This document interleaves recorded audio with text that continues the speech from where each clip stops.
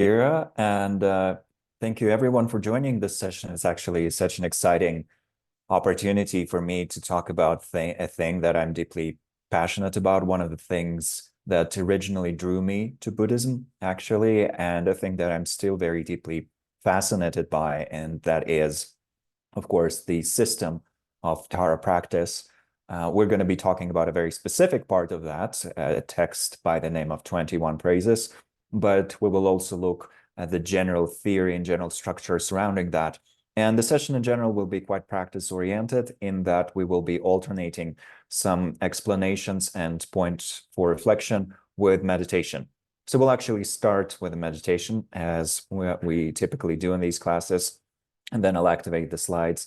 But while I'm showing the slides and while we're talking about some of the verses in the 21 praises, and we will actually cover all of them, we will have more opportunities to meditate and then to meditate again. And on a technical note, we will also have a bio break somewhere around the middle to just take care of our bodies, because this is a 3-hour long session, which can be quite rough and if we're just expected to sit in front of the screen for 3 hours. So we'll definitely take a 10-minute break somewhere there. If you're comfortable having your camera on, that's lovely because you're sharing your presence with everyone else. If you prefer to turn it off and kind of retreat into a little bubble of your own practice, that's also totally fine. Either way, hopefully through some positive interdependence that we're creating with each other, we will have an opportunity to positively affect our own mind and the interdependence of which we are a part. In the meantime, let's start with a preliminary meditation. This will be simply for generating a positive motivation, and before that, for establishing a greater degree of relaxation and stability in our body, speech, and mind, which is a fairly typical way of preparing for anything meaningful in the Indo-Tibetan Buddhist tradition. First, establishing a basis of relaxation, stability, and clarity, then generating a positive, vast, and profound motivation, and then doing the actual thing. So before we do the actual thing, let's explore this opportunity to relax more deeply. And so finding a comfortable stationary position, for many people, it would perhaps be the upright sitting position, in which we are sitting either with our feet firmly on the ground or with our legs crossed comfortably. But if you prefer to meditate in the supine position, lying flat on your back in the Savasana posture, or if you need to use another position that's more suitable for your body with its unique needs, totally fine as well. What we do first, though, is aligning the different parts of our body, making sure our spine is gently elongated if possible, then bringing our awareness to the body itself to start observing the sensations, the tactile sensations arising in this vast field.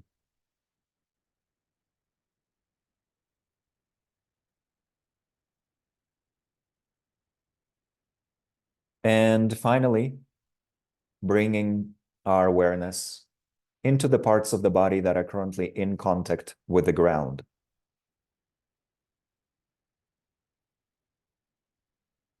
Mentally touching the earth that is holding us, noticing the sensations of firmness, stability, groundedness.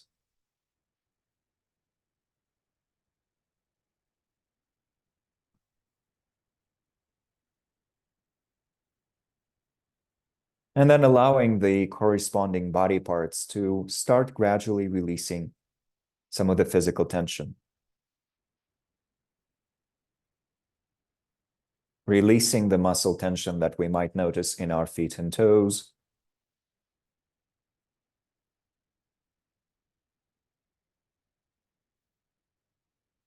And then in our legs in general.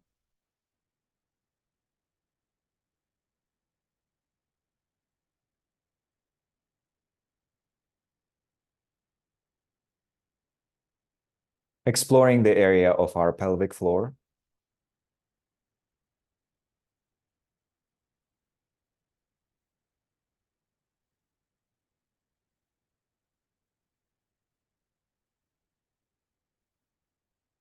Our abdominal muscles and the lower back.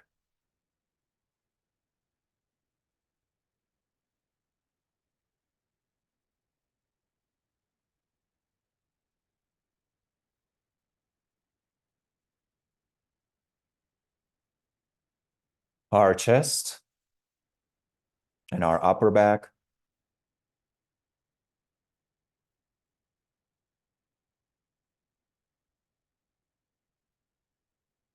The shoulders.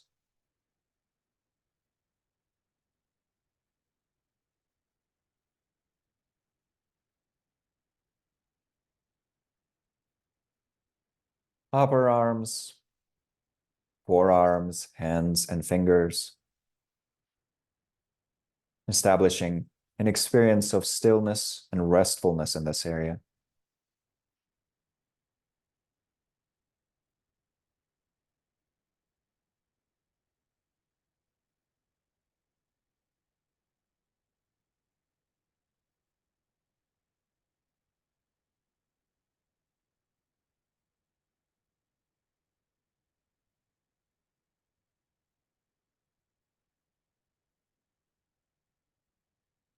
Then exploring the sensations in our neck and throat.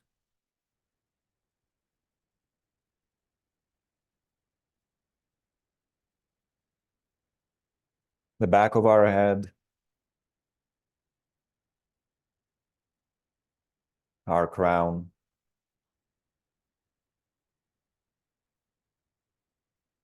And our facial muscles.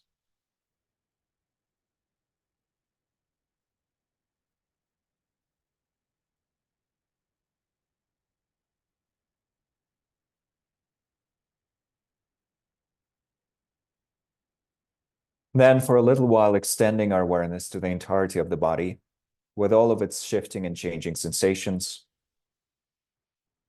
including those associated with the process of breathing.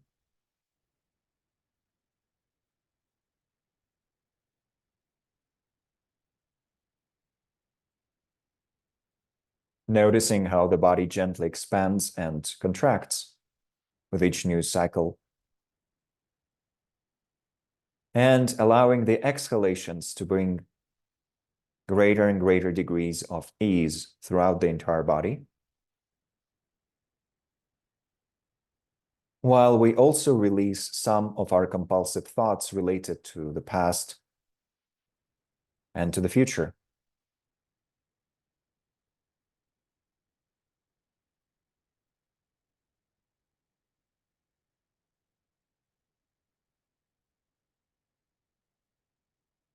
Cultivating a present, centered awareness focused on the sensations of the body that is breathing right now.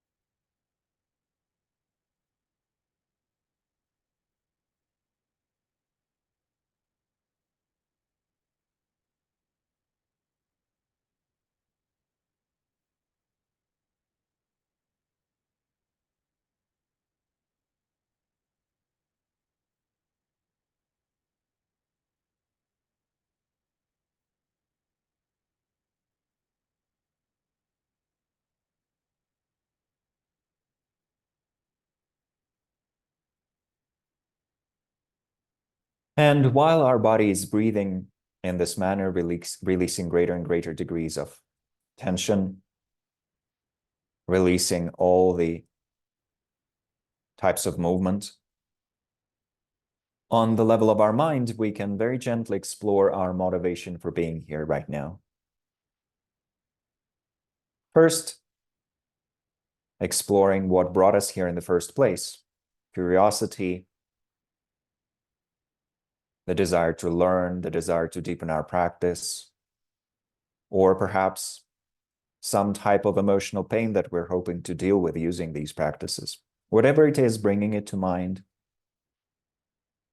recognizing that.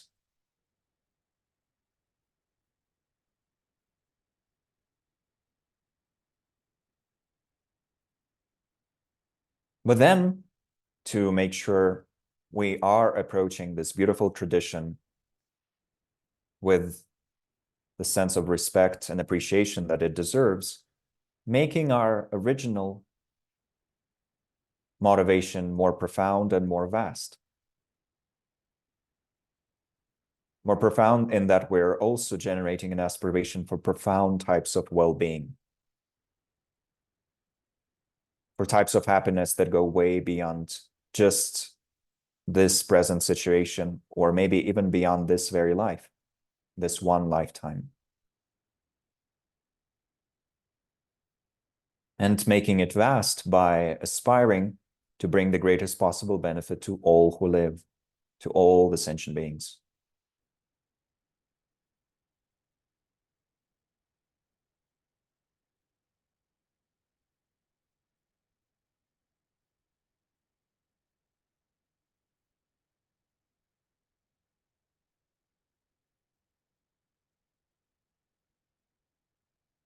And if that resonates, we can also combine these two aspects, profound and vast, in the motivation that Buddhists call bodhicitta, which is traditionally the only appropriate motivation for doing Tara practices in general.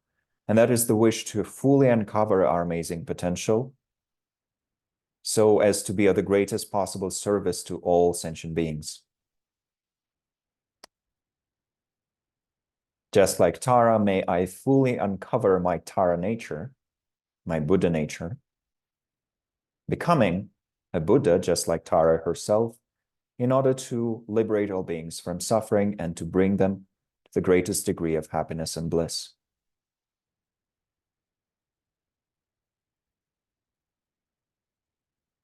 Breathing some passion, some life into this aspiration as we continue breathing naturally.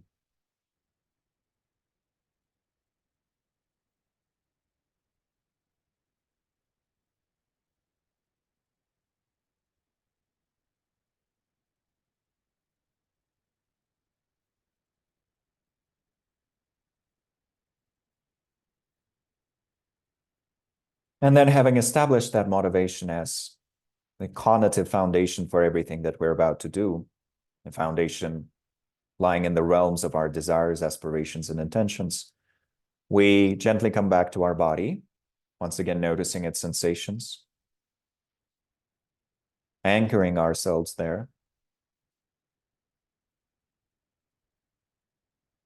And then we introduce a tiny bit of movement to the body by very gently rocking back and forth, or moving our fingers, reactivating our facial muscles, blinking our eyes open. Slowly transitioning back into our shared online space and into our physical space as well.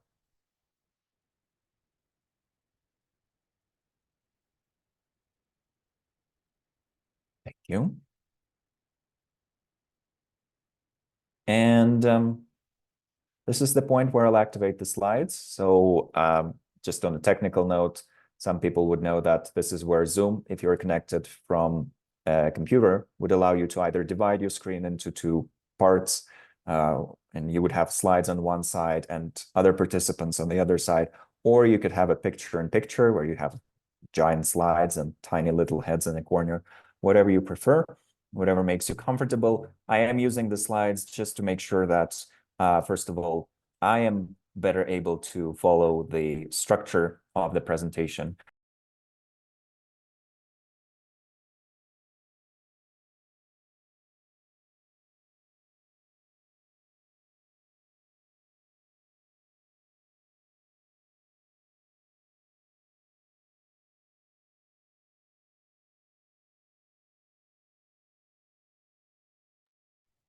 Michael Lobsang Tenpa, I believe you're unmuted currently. I mean, muted, sorry. Yes, 1 second, I'll make you a co-host. Okay. Okay. Hey, hello again. Wow, that was a momentary blip just as I was turning the slides on. I was going to say that I usually like to use the slides to just better keep up with the structure of what I'm presenting. But if you are a bit of a visual learner like me, you would maybe find some benefit in seeing the definitions and the words and so forth on the slide itself. And here, I'm mostly using these backgrounds with beautiful views of Dharamsala, where His Holiness the Dalai Lama lives, along with a few the other great Buddhist masters of our time. And of course, that is one of the places in the world where there is a settlement of Tibetan refugees, still upholding the amazing traditions that we're going to be discussing.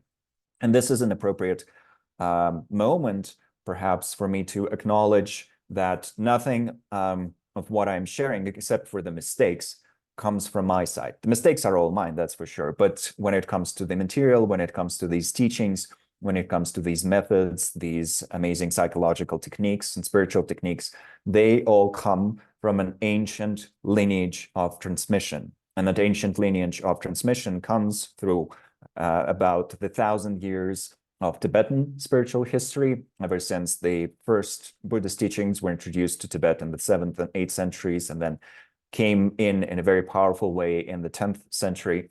But before that, they were also practiced and, of course, transmitted by Indians. And most of the teachings that we're going to mention today have their origins in the spiritual traditions of the Indian subcontinent. So they are connected to the names of such great masters as Nagarjuna, Atisha, and many others.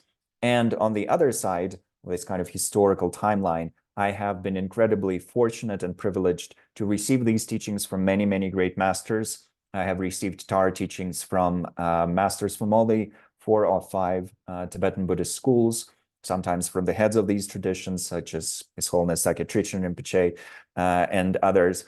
And it's just something that does not in any way belong to me, but I'm trying to approach it with a sense of awe and appreciation. And I'm trying to share it from that point of view. We are, in a way, guests at this incredible spiritual feast, and we're very welcome to explore these practices, to integrate them in our own life. But they're, in a way, much bigger than just our specific generation or our specific group. They belong to this incredible historical transmission lineage. So we can find inspiration there actually. And that's one important part. That is one of the important parts of these practices. Traditionally, before any of these methods would be used, one would first supplicate the lineage of transmission or open up one's mind in order to receive some of the inspiration from these incredible transmission lineages. And only then, once the mind has been properly inspired, would one start actually practicing. And although we're not doing this right now, we're not formally reciting a supplication prayer or anything like that, I would invite all of us to think with gratitude, inspiration, and appreciation of all the preceding generations of Tara practitioners who have been using these methods successfully to transform their mind and transform their reality. So that's, I think, an important point to mention to avoid falling into the fall of, well, basically colonialism, because these practices have a very ancient origin, and we're exploring them to find some benefit in them. So we've already done our preliminary meditation. This would also be a very typical part of any Tara practice, and for that matter, any spiritual practice done within the context of the Himalayan Buddhist tradition. One would first seek inspiration, then relax the body, speech, and mind, then establish a truly positive motivation, ideally the motivation of bodhicitta, the wish to become fully awakened for the benefit of all sentient beings. And then, on the basis of all of that, one would connect to the practice itself and start exploring the practice. And the practice that we're talking about here is the practice of Tara. Generally speaking, we will talk about the different forms of Tara and outline some of the differences between them, but primarily we would focus on the practice of green Tara in this case, even though many of the things we will be saying would also be quite applicable to the practices associated with other Taras, red Tara, white Tara, and so forth. There are a few hundred Taras actually, but some of them are more popular, including green Tara, white Tara, red Tara, and a few others. And most of the things we will be saying would be equally applicable to all, but green Tara is at the heart of this specific conversation. So here's the overall structure of the things that we're going to talk about. Basically, just talking about who Tara is and how can we connect to her. That's an important foundational understanding to establish, because if we don't agree on who Tara is, if we have very different interpretations of who is this being or figure or form that we're trying to connect to, the ensuing conversation about the specific methods of connecting to Tara would become a bit disjointed because we would be on very different wavelengths, basically. Then we're going to talk about the very specific text that we're focusing on today, the text known as the 21 Praises to Tara. Sometimes it is also referred to as Praises to 21 Taras, but that is not from a historical point of view, the most accurate name for it, even though colloquially it does absolutely exist. And then we will focus, after we have established the overall idea related to this text, what is it, where did it come from, and who's been transmitting it, and how is it used? We will talk about the individual verses of this text, providing sort of a translator commentary on them in a very basic way, but also thinking of them together and meditating on some of them, hopefully to find some inspiration in the depths of our mind. And we will in particular draw a connection between the 21 praises and the individual verses of that text and our Buddha nature. And in general, what is in Buddhism known as Buddha nature theory, which is a very large spectrum of Buddhist teachings, primarily in the Indo-Tibetan Buddhist tradition, related to the pure dimension of our own mind, to the deepest dimension of our own mind. So the 21 praises in general can be explored in many different ways. There are many, many, many, many different commentaries on this text, and they all explore it from very different vantage points. It's incredibly rich, and therefore it can be interpreted in a billion different ways. But we will, in this case, primarily focus on an attempt to read that text through the lens of Buddha nature theory, but in a very foundational and a very basic way, because we all might be coming to this class from very different backgrounds. Some people might have spent 30 years studying Buddha nature theory, which is an extremely elaborate field of knowledge and field of practice. And some people might be hearing about Tara and Buddha nature and all these other concepts for the first time. And I'm certainly in no way capable of providing any profound explanation of anything. I'm a complete beginner myself. The only reason for why I'm even attempting to provide some information here is that I have been privileged to translate a lot of this stuff or to do review classes on occasion for some of my teachers and so forth. So it's from that vantage point that I'm trying to provide information on these slides, but not as a teacher, certainly not as a capital T teacher, only in the capacity, as I always say, of the worst student in class who has been tasked with making a presentation. So automatically, I assume that most of you, if all of you, know more than me. And I'm just here to review some of the points because the material itself is valid, because it is drawn from valuable sources that are generally truly related to the Indo-Tibetan Buddhist tradition. From that point of view, this presentation, this exploration, this discussion, and these meditations might still bring some benefit.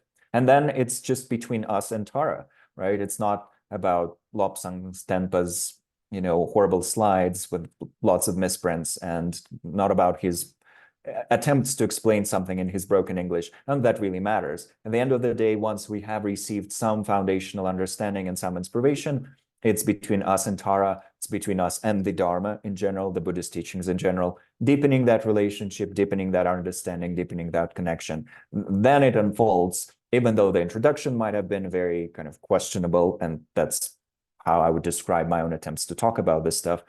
The ensuing process would be valuable because it connects us to these valuable sources of inspiration. So that's the overall idea. And towards the end, we will also talk about the more technical points related to chanting the 21 praises to Tara. So how are they traditionally chanted? How would we chant them in Tibetan? How would we chant them in English? We'll primarily focus on these two languages, even though it's also possible to chant this text in Sanskrit. There are a few other languages already that have a chantable translation of these verses, and therefore you can also explore that. But we will primarily focus on the overall logic of how to chant this text, to find inspiration, to connect to a deeper meditative realm, how to integrate that basically into our overall psychonautic journey, in which we are trying to connect to the deeper levels of our mind to find compassion and wisdom there that we can then bring into everything that we're doing in this world. So let's start with an image of Tara herself. This is a beautiful image of Nepali origin Reportedly, it was created in 1947 by a member of the Chitakar artistic community. Chitakars are a Nepali group, professional group that works with this incredibly intricate art of creating paubhas, or drawn deity images related to traditional styles of Nepali and Newari art. And so in 1947, a Chitrakar by the name of Prithviman Chitrakari created this beautiful image of Tara, which is one of my own favorites. That's just why I'm including it in the slides. We will see it a lot today. But of course, in general, there are many incredible Tara tankas, incredible Tara images, incredible Tara statues that you can see in this world. You can find them, a lot of them on Himalayan Art Resources, which is a beautiful website with an incredible collection of Himalayan traditional art from the approximately last 3 centuries. But you can also find completely modernized or modern-ish images of Tara created by digital means, the so-called digital tankas of her. You can purchase incredibly beautifully made, well-made Tara tankas from modern-day creators based in India and Nepal or in the West. So there's lots of Tara imagery that could be brought into here. I'm focusing on this image just because I like it. It's a personal preference. And I think it's kind of very optimistic, very jovial, very lighthearted, which is kind of the quality of Tara herself. So before we discuss the details of this very image and then move on to the topic of 21 praises, let's just very briefly revisit who Tara is. So Tara, in a general sense, is sometimes referred to in Tibetan as a meditational deity, a yidam. Tara, as a figure, in terms of historical sources, comes from Buddhist tantric literature. So Buddhism and its sources are generally divide different textual foundations for the Dharma, the textual foundations for the Dharma that came from India, into very large categories of sutra and tantra. So there are sutric texts and tantric texts that are included in the collected, translated words of the Buddha. The teachings attributed to the Buddha that were brought from India to Tibet, translated into Tibetan, and then collected as a single compilation around approximately in the 11th century. All those teachings collectively are known as Kangyur. So collected, translated teachings of the Buddha. And they're usually organized as 108 volumes of teachings that the Buddha gave. Then the Indian commentaries that were written later are organized in a different collection known as Tengyur. But Kangyur, with its 108 volumes, is roughly speaking, is divided into the very large category of sutras and tantras. Tantras are texts that are related to the more esoteric practices for uncovering our true nature, for transforming our mind, for tapping into our amazing potential. Sutras, on the other hand, establish the foundation for that. They teach the foundational themes and the foundational topics of discipline, renunciation, compassion, love, wisdom, and all these other building blocks that are necessary for any sort of tantric practice to be successful. There are quite a few figures in the Buddhist pantheon, we could say, that are mentioned in both sutras and tantras. For example, Bodhisattva by the name of Avalokiteshvara, or Chenrezig in Tibetan, the Bodhisattva, or sometimes the Buddha in some sources, of compassion, arises or appears both in the sutric texts and in the tantric texts. But unlike Avalokiteshvara, Tara only appears in the tantric texts. She is, in a way, a meditational deity that appears later in the textual tradition and appears specifically in these more esoteric teachings related to deep meditative techniques for uncovering our true potential. So from that point of view, while sometimes Tara is referred to as a bodhisattva, meaning a being that progresses towards enlightenment, but is not quite yet there fully, or a Buddha, a being that has fully uncovered its amazing potential, even though sometimes Tara is referred to in these ways, she is primarily a meditational tantric deity, that is one of the ways or one of the windows through which we connect to the deepest nature within ourselves. Because of that, it is impossible to classify Tara as simply a bodhisattva or a Buddha. She kind of transcends those categories because she belongs to the category of tantric teachings. And this is where we start kind of meeting her and exploring her history and exploring her origins and exploring her role in our own progress towards the greatest possible enlightenment. So as it says here in the slide, when we read different commentaries on the practice of Tara, or when we receive oral teachings on the practice of Tara, and Tara practice is very popular in the Himalayan Buddhist community, and for that reason, it is quite easy to receive such teachings, comparatively speaking, compared to some other meditational deities. When we read or listen or receive these teachings, quite often, we would be reminded that even though Tara is a figure, is a specific female form, is a specific female formed meditational deity, there is a more transcendental aspect to Tara.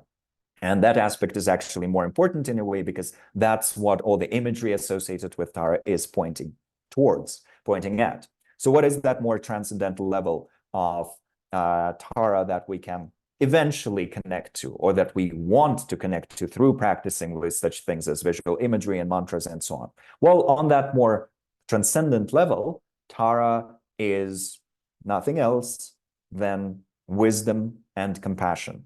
And because wisdom and compassion on that level of evolution are inseparable, some teachers, including one of my own primary teachers, Jignim Rinpoche, would use this wording of emptiness with a core of compassion, or compassion with a core of emptiness. Both wordings would sometimes be used. The idea there is that wisdom and compassion, or wisdom and love, these two sides of our practice, two aspects of our practice, two wings, as they're sometimes referred to, are inseparable, and for a being such as Tara cannot be separated. For us as beginners, we can be doing compassion meditations and then wisdom meditations. We would be doing some compassion practice, and in compassion practice, we would be following very specific steps for cultivating compassion. And then we would be doing wisdom practices, and the sequence of steps there would be completely different, except for the overall structure of relaxing, establishing a good motivation, dedicating the positive energy at the end. What we do in the main part of the practice would be quite different for these two things. But when we reach the level that is comparable to the level that Tara herself possesses, or embodies, or symbolizes, then that separation becomes irrelevant, because it is all emptiness and compassion in a new non-dual fashion, in an inseparable fashion. So that's Tara's ultimate nature. What is Tara? Ultimately, she is nothing else than wisdom inseparable from compassion, compassion inseparable from wisdom.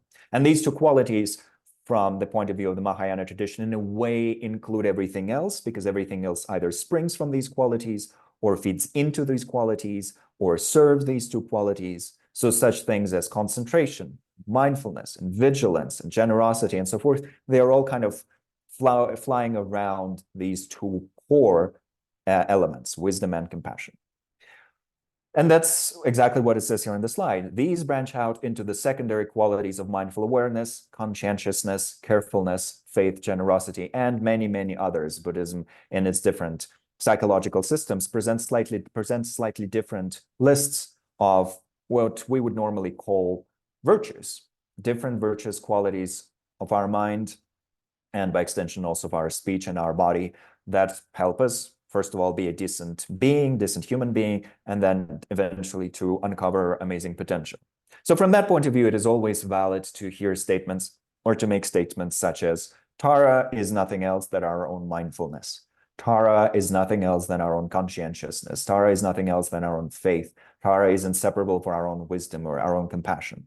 Because Tara is not just a deity in the theistic understanding of that word. She is not an external being that decides whether to punish people or to give them boons, spiritual or material.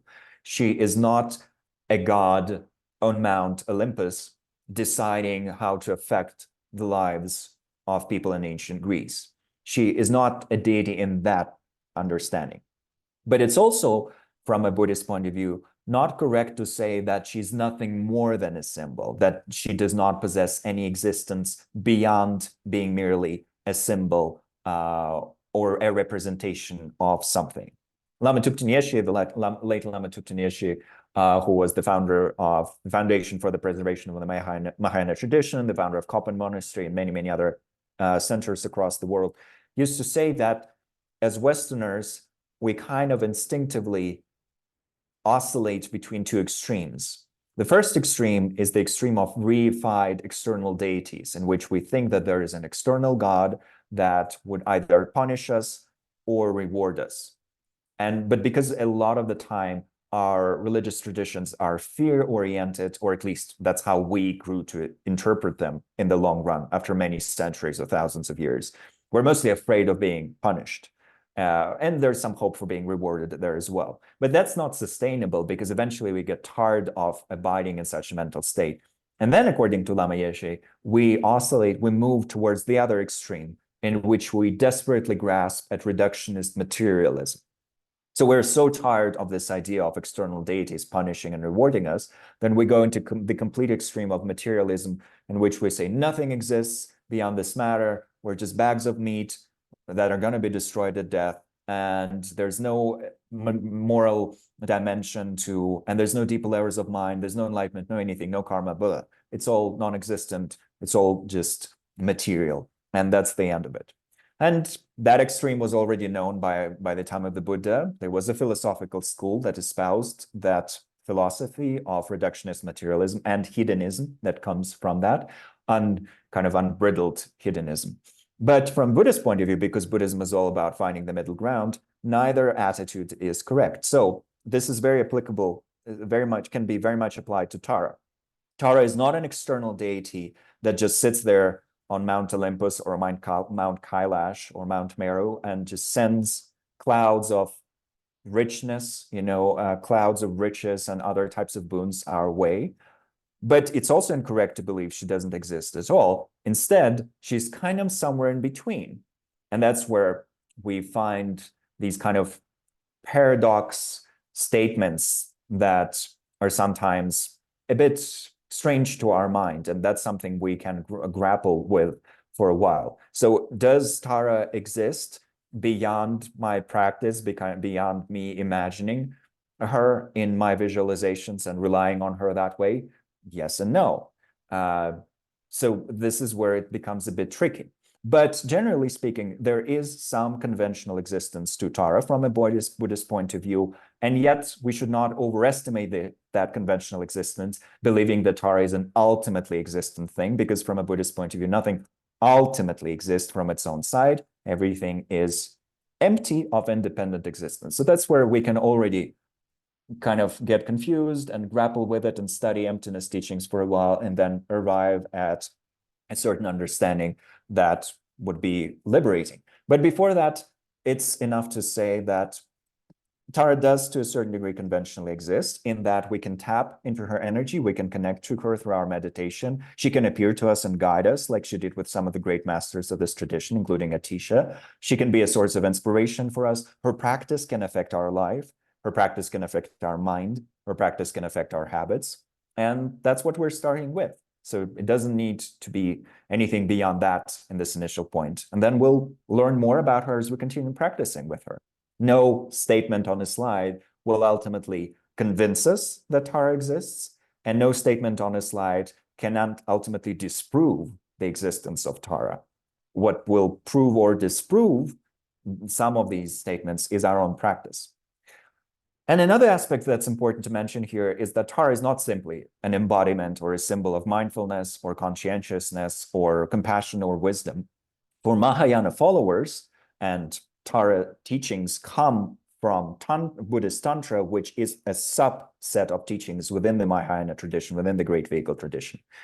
For followers of the Mahayana tradition, and followers of the Mahayana tradition here means those who espouse the goal of full awakening for the benefit of all sentient beings. For such practitioners, Tara is, in particular, a perfect expression, a perfect embodiment, a perfect symbol of the two aspects of bodhicitta. So we already mentioned bodhicitta in our meditation here today. One aspect of bodhicitta is this wish for us to become fully awakened for the benefit of all sentient beings. That's the more common definition of bodhicitta, but it's actually the so-called conventional or relative bodhicitta. Bodhicitta as it relates to the conventional realm within which we have desires and aspirations and goals, and we do certain actions and so forth. The other side of bodhicitta is the so-called ultimate bodhicitta, sometimes also translated as absolute bodhicitta, And this ultimate bodhicitta is the wisdom that is equal to full awakening and that leads to full awakening. So one aspect is the wish and aspiration that is based on compassion and love. Another aspect is the full flourishing of that wisdom. And Tara embodies both things, as we shall see in the 21 praises. She embodies very richly compassion, love, empathetic joy, equanimity, altruism, and then the ensuing enlightened attitude of bodhicitta itself, the wish to fully wake up for the benefit of all, and also the wish to make everyone else wake up. But she also very strongly embodies that quality of wisdom that is fully open, fully spacious, and fully knowledgeable in all things that need to be known. So when we look at an image of Tara, already the first thing to do, and this is kind of a thing that is shared by sutras and tantras in the Buddhist teachings, is to see her as a collection of qualities, see her through the lens of qualities.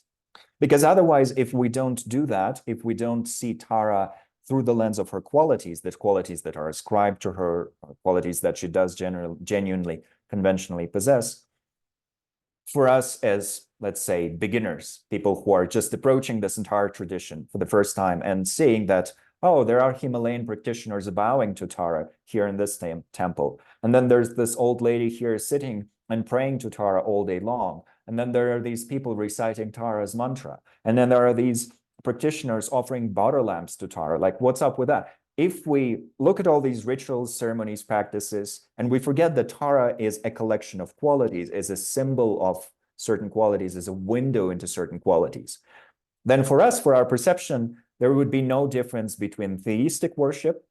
Oh, Tara, please send me I don't know, riches and a good husband for my daughter and protect me from bad things happening and from the pandemic and from old age and death and all those sorts of things. There would be no difference in our perception between a belief in a ultimately established external God that punishes you, rewards you, and what these Tara practitioners are doing.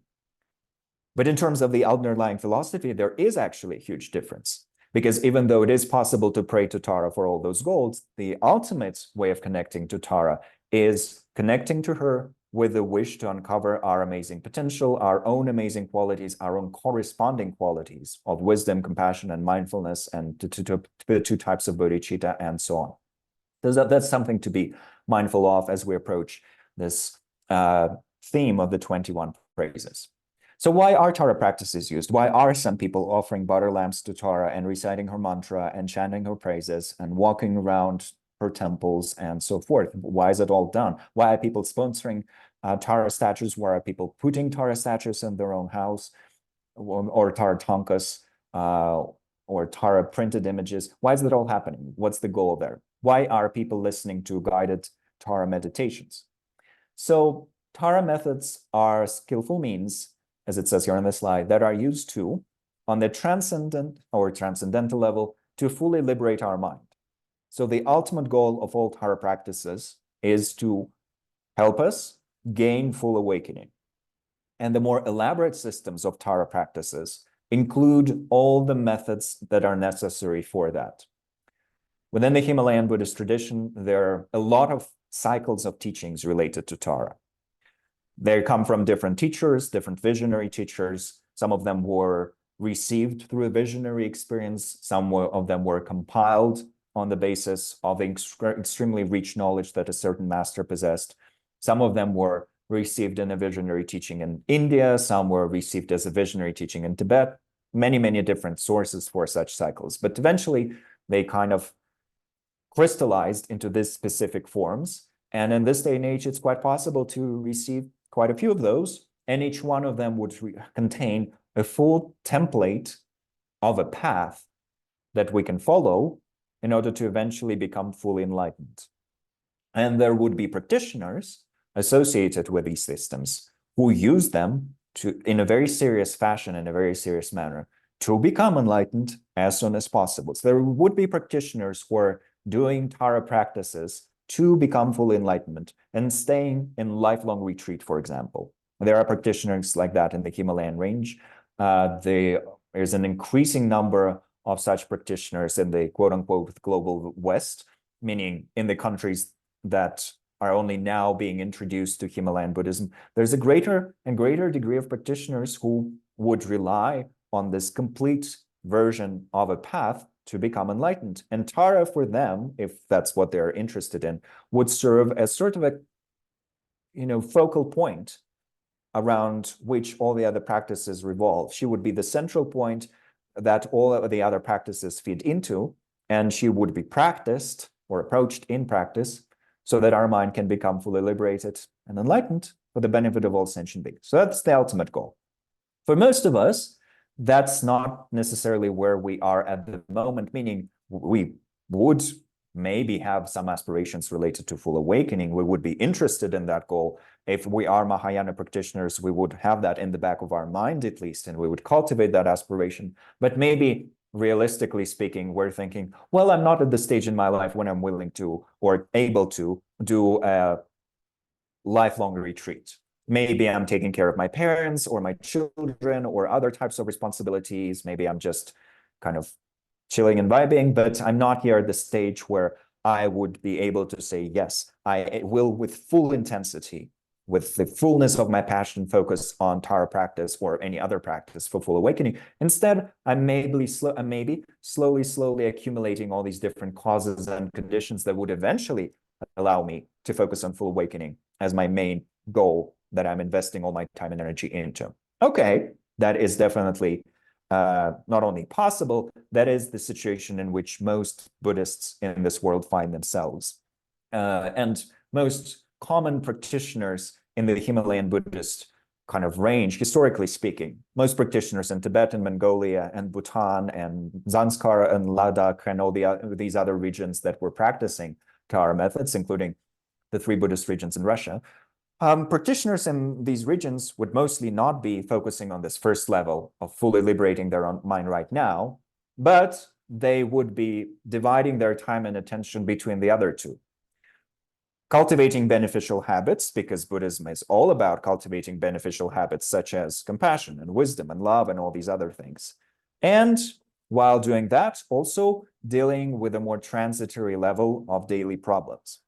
So if we are doing Tara practice and yet not yet fully focusing on full enlightenment, even though we're kind of sowing the seeds for that, hopefully, Tara practice will already help us cultivate beneficial habits, patience, compassion, wisdom, understanding, ethical discipline, and so forth. And that is very important to keep in mind because it is not uncommon for quote unquote, Westerners, meaning newcomers, those who are newcomers to this feast that is Himalayan Buddhist Dharma. It is not uncommon for quote unquote newcomers to start doing Tara practices, but only do them for the first level or for the 3rd level of benefits. And while that being done, what ends up happening is that we kind of the trap that late John Welwood referred, meaning we're kind of doing these Tara mantras and prayers and practices and so on to become enlightened and also to affect our outer reality, but we're not becoming a better person in the process. And for others watching us do that, that might be a bit of a cognitive dissonance. You're practicing all these Buddhist methods, you're praying to this green lady, you're doing these mantras. Why aren't you becoming more kind and compassionate and understanding and patient and committed to the good stuff? Why are you becoming more neurotic, selfish, greedy, horrible? What's up with that? So that's a valid question, a very valid question to ask, and a very valid question to explore in terms of our own behavior. Tara practice, if we're doing it correctly, should absolutely help us strengthen all those qualities that Tara embodies. And we listed some of them in the previous slide. But then the last level is absolutely impossible to ignore. It is true that numerous practitioners who feel a certain level of devotion to Tara and chant her practices, including the 21 praises, do it to also positively affect the interdependence with which we exist, meaning both the inner and the outer level of our life. So the inner level of interdependence is what's happening in our own mind, our emotions, our desires, our compulsions. And that's very strongly related to the idea of karma. We want to affect all of that because that's one thing that Buddhism can greatly help us with, transforming our habits, transforming our compulsions, transforming our emotions. The outer level is also important. Of course, that's the level in which we are winning or not winning a lottery, ending up in a dangerous place or not ending up in a dangerous place, being affected by this event or not being affected by this event, meeting the people that can help us or not meeting them, meeting people that are harming us, not meeting them. So Tara practices are also traditionally used to affect that level of interdependence as well. So it is quite common for people to sponsor Tara practice or do Tara practice in order to affect certain aspects of their outer existence. So I mentioned such goals as finding a certain degree of abundance or establishing the conditions for your child to enter a successful marriage or something like that. Some of these goals would be historically seen as desirable and important, and practices would be sponsored to affect these outer events. But practices of Tara would also be sponsored to prevent pandemics, to stop wars, to positively transform the natural environment or affect the natural environment, and so on. And this is where, of course, it goes into very complex presentation of how is it that our mental practices, our energetic practices, practices that are kind of happening here within the lab of our body, speech, and mind, how is it that they can affect the outer reality? And can they? And so people who are more on the side of reductionist materialism would very confidently say, no, it's absolutely impossible for any type of prayer to affect any type of outer reality. People who are more open and kind of find themselves on other spots of that spectrum, philosophical spectrum, would perhaps give other answers. And this is once again something where we can find our own answers through doing these practices and looking at the results. But from a Buddhist point of view, we would only see the results if there's already a certain degree of openness from our side. But we'll say a few more words about that a bit later. But it is also important to note this thing here. However, this level should never be separated from the preceding two, lest we turn our practice into simply a method for strengthening our self-obsession instead of proper self-nourishment. So quite a few of these Tara practice commentaries, and generally commentaries that are related to deity practices, mantra practices, prayer practices, visualization practices, contain very powerful reminders that all of these methods are to be used on the basis of bodhicitta motivation, so the wish to become fully awakened for the benefit of all sentient beings, which also includes an aspiration to transform the habits of our own mind, and only by extension may it indeed affect the outer circumstances in a very positive way. And ideally, not simply for me, but for everyone. Because if we're only focusing on ourselves, and if we're only doing these Tara practices or any other type of practices of a similar nature, just to benefit the little sad me that exists here, we are kind of, in the words of Gampopa, who was one of the great masters, founding fathers of the Kagyu tradition, turning medicine into poison, in that these methods that are meant to make us more open, more compassionate, more wise, more spacious, are making us more and more self-obsessed, giving us a greater degree of tunnel vision. It's not the practices that are doing that. It's just we are using them in a slightly or very incorrect manner. So when we chant the 21 praises or any other similar text, the more openness we have, the more compassion we have, the more vastness and the more profundity we have in our aspiration, the greater will be the effect. The more we transform such a practice into merely kind of a spell that we're casting in order to get some little nice things for ourselves, first of all, less effective will it be in terms of helping us experiencing anything nice. And perhaps even the more harmful it would be as well, because we are simply strengthening habits that are associated with self-grasping and self-cherishing, which are the two mental states that in Buddhism are sometimes described as our primary enemies on the path to full awakening. Self-grasping, meaning grasping at the incorrect belief in the true existence of a self. Self-cherishing or self-centeredness as a mental state that believes that our personal happiness is naturally more important than the happiness of anyone else and of everyone else, for that matter.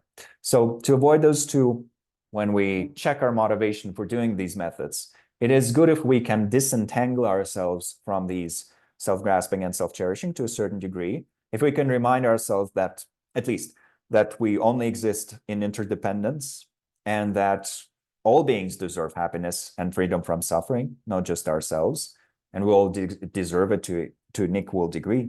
Even that kind of simple mental movement, even if that doesn't yet feel as truly sincere, that would already bring us closer to Tara in the ultimate sense, in the kind of, in terms of who she actually is and what she actually represents. Move us closer to Tara as opposed to moving us closer to just kind of primitive attempts to organize outer reality in a very selfish and self-centered way.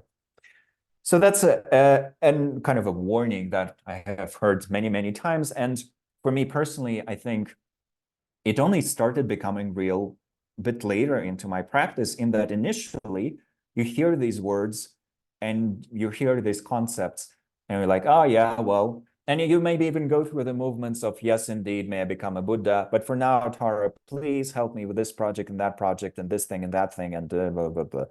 You hear that, but it doesn't yet become sincere. And it only becomes sincere much later through doing the foundational practices that come actually from sutric teachings, from investing hours, hundreds of hours, thousands of hours into loving kindness practice and compassion practice and bodhicitta practice and ethical self-discipline practice and so on. It's only through accumulating all those building blocks that all of it becomes truly sincere. And then practices associated with Tara also become sincere and therefore gain some power. So what are some of those practices related to Tara? What is Tara practice par excellence, in addition to all the foundational methods? Because from a certain degree, we could say that meditating on loving kindness and remembering that loving kindness is a quality that Tara embodies, that is a way of practicing Tara. Meditating on compassion and remembering that Tara represents compassion, that is one of the ways of practicing Tara, connecting to Tara. Meditating on emptiness or wisdom in general, reducing our incorrect grasping at reality. Meditating on patience, practicing generosity, and not just in meditation, but actually in real life. In a way, it all brings us closer to the qualities that Tara embodies. Therefore, it brings us closer to Tara.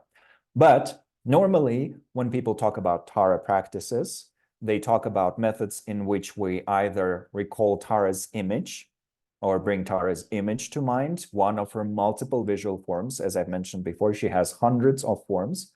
Some of them are more popular and important in the Himalayan Buddhist tradition, including, for example, the form of green Tara that we're going to talk about a bit more. And so bringing, for example, the form of green Tara or white Tara or any of the other Taras to mind is already a Tara practice as most people would understand it.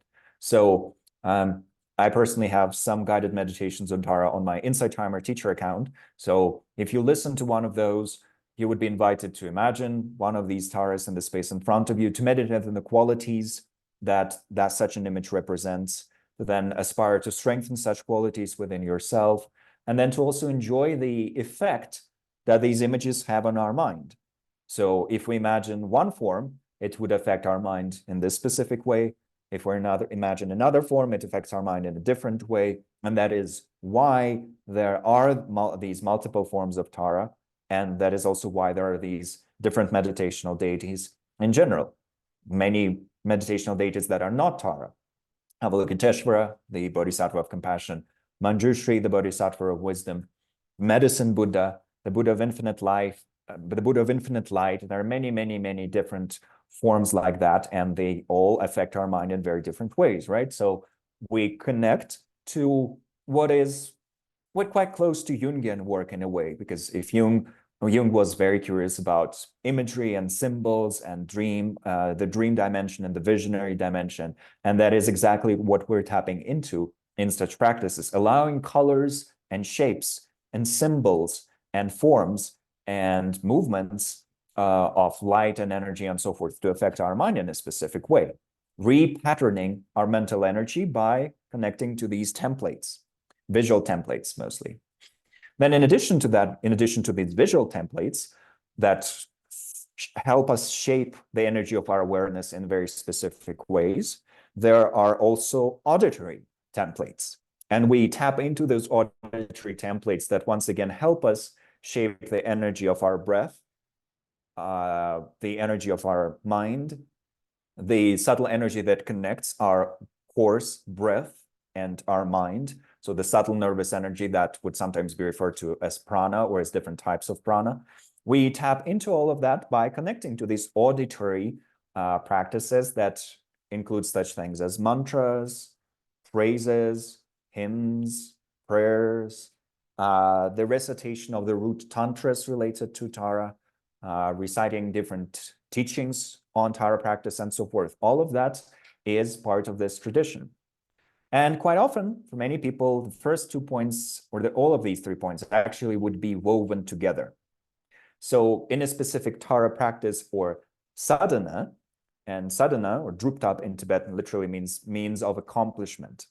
In a specific Tara means of accomplishment, which would usually be a liturgy that you can read out from and that you meditate on accordingly.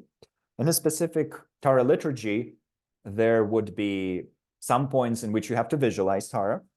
And then in addition to visualizing Tara herself, you would also visualize different expressions of Tara's activity. Sometimes you would see light rays or streams of nectar or different symbols being radiated out and then gathered back in and so forth. So that's working with that visual or visionary domain of our consciousness and its deeper levels as well. Then you would have all these auditory practices. Sometimes you recite a mantra or a specific prayer, a specific praise. Sometimes you chant them. Sometimes you recite them mentally without actually moving your lips. Many, many different techniques like that. And quite often, the whole sadhana itself would be recited as kind of a script for the meditation that you're performing. Even reciting that also has an effect on the mind itself. And then on top of that, if the practice is being done correctly, you would not simply be going through the outer movements of imagining this green lady in the sky and light and nectar and all that. Because if you only do that, you are, in the words of Khandra Rinpoche, Mindraling Khandra Rinpoche, who was one of the highest female lamas of our time, you're just playing mental Disneyland. You're just enjoying these beautiful visualizations, but maybe there's not much content behind them. There's not much feeling behind them. They're not really affecting the mind as they should. And the same can happen if you're just reciting mantras and blah, blah, blah, Tara this, Tara that, you know. The ultimate level that is very important to have is, once again, cultivating Tara's qualities, activating Tara's qualities, connecting to them.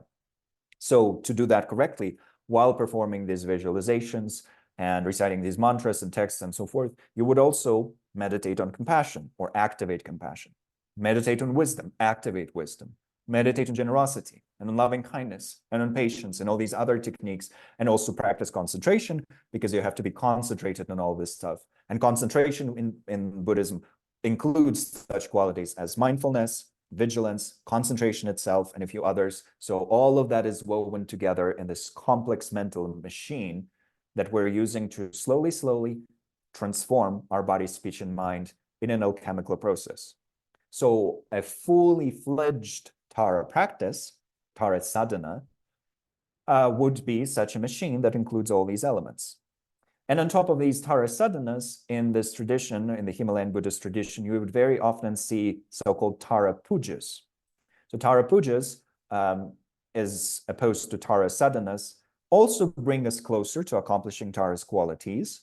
But the main emphasis in pujas is made on a sort of energetic exchange that is established between us and the ultimate reality.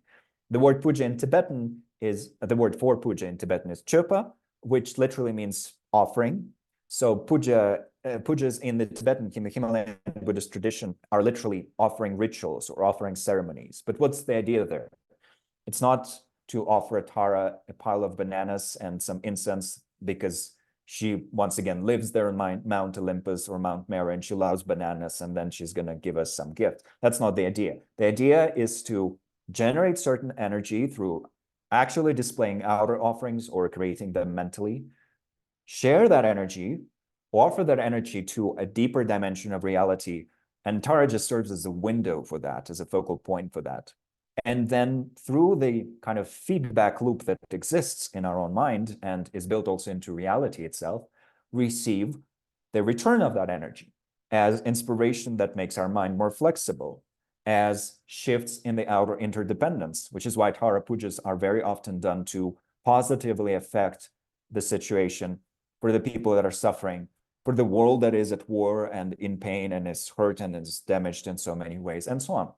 We are establishing that energetic feedback loop. We're feeding energy into it. We're trying to also activate our compassion, wisdom, and love. And we're seeing how these waves of energy that we sent out through, for example, making these offerings of bananas and incense, flow back into us, making us hopefully more compassionate, more kind, more wise, and so on. So there's one Lama from one of the monasteries that I'm connected to once noted, when we do these practices, such as Tara pujas, the idea is that every time we do them, every heart in the world becomes just a tiny bit more open. Not dramatically, because 7 billion people, 8 billion people on this planet, you would not open 8 billion hearts, and that's just human hearts, right? You would not open 8 billion hearts by just doing one practice to Tara that takes 1 or 2 hours. But a tiny energetic shift might happen.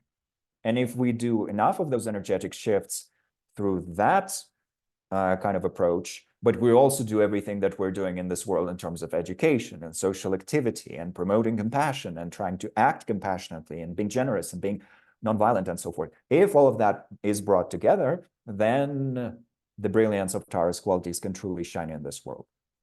So to perform quite a few of Tara's sadhanas, means of accomplishment, and Tara pujas, one would often first need to receive a full Tara transmission from a qualified lineage holder. So from someone who actually received that transmission themselves, and then they practiced with that method, and then they received a certain degree of experience or full realization, ideally. And then through that, they're able to transmit kind of the energetic keys to such a practice to us, usually through either a transmission ceremony or empowerment ceremony. There are many different levels of that in the Himalayan Buddhist tradition. So for some of these deeper methods, we would need such a transmission. It is absolutely possible to receive them from extremely qualified teachers that still are present in this world, including His Holiness the Dalai Lama and the heads of the Sakya tradition, His Holiness Sakya Trichin Rinpoche and his 2 sons, and many other great Sakya Lamas, and many great Gelug Lamas and Kagyu Lamas and Nyingma Lamas. All the traditions to this day hold many forms of Tara practice, and most of these Tara practices are connected to the 21 praises. So we can still receive all of that once we feel inspired, once we have properly checked those teachers, once we have seen alignment between ourselves and those teachers, once we feel ready to also adopt the necessary commitments that are related to such practices. Because to receive any type of Tara empowerment, you would also need to take the Bodhisattva vows or Bodhisattva precepts and so forth to receive refuge, to formally become someone who's committed to the Buddhist path and so on. So that's for these higher level Tara practices. That being said, it is absolutely possible for anyone who has interest and inspiration to do the foundational Tara practices. So if you listen to those guided Tara meditations somewhere, like on Insight Timer, or if you recite Tara's mantra, Om Tare Tu Tare Tur Swaha, or you recite the 21 praises to Tara, for such things, if you have a transmission for these methods, great, they will be more powerful and inspiring. If you're not, they will still have some power, they will still have some effect, they will still gradually transform the mind and the body and the speech patterns. So totally possible to use them, which is why the 21 praises, as we're discussing them, are open to everyone, even though their origins lie in the Buddhist Tantric tradition. So a little meditation before we take a short break for taking care of our body, and then we'll start actually discussing the 21 verses of the 21 praises. Let's try to connect to Tara in a very brief way in the light of everything that we have discussed so far. So I'll scroll back to this image, but we will also build a visualization of Tara in our mind, or we'll just feel her presence if visualization is not something that you connect too deeply, is not your forte, not a problem. It's always said that feeling or opening up to Tara's presence is sufficient. But first, finding a comfortable stationary position once again, because a lot of these practices begin with the point of deep and profound stillness.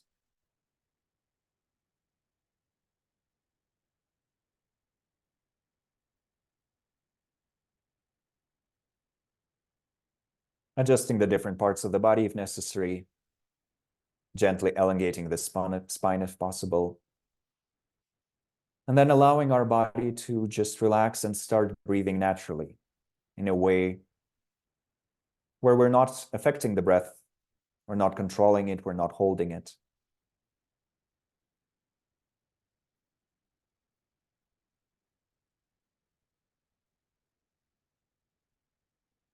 Allowing it to flow as we enjoy the process of our body expanding and contracting ever so gently with each new cycle of breathing.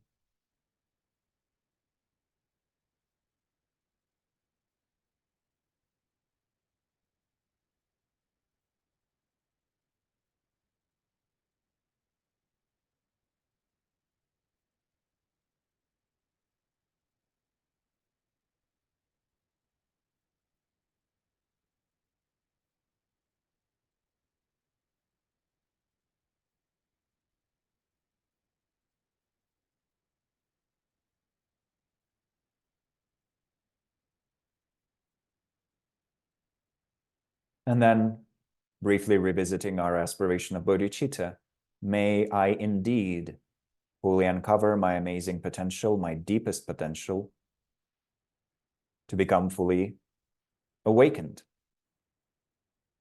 Why? In order to bring the greatest possible benefit to all sentient beings.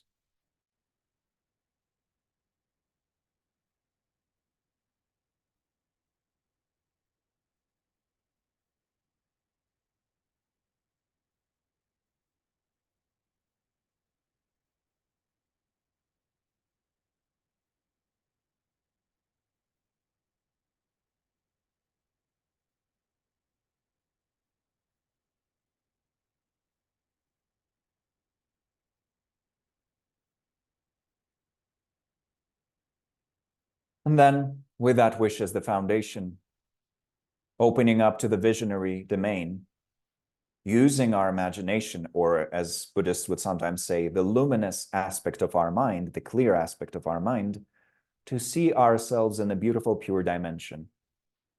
A dimension of natural beauty where we are surrounded by verdant fields and beautiful streams of water and lakes and majestic mountains, herbs and bushes and trees, all types of greenery, because green Tara is very strongly associated with forests and jungles. And in an opening in front of us, under the majestic blue sky, vast, radiant, and spacious, is a beautiful, fragrant flower just floating in space. A lotus flower, white in color, with numerous petals, fresh and dewy. Upon this lotus flower is a flat moon disk, soft like a marshmallow, soothing in terms of its gentle glow. And on that moon disk appears green Tara herself, vibrant, refreshing, as if all the beautiful greenery of the world, or the beautiful freshness of green leaves, the fresh aroma of herbs and leaves, took the form of a youthful, beautiful, compassionate woman sitting with her right leg extended and her left leg drawn in.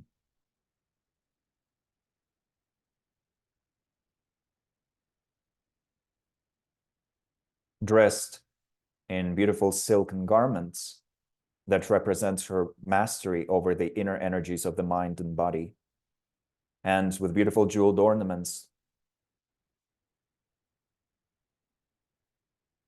Her right hand resting on her right knee, with the palm towards us in the gesture of supreme generosity.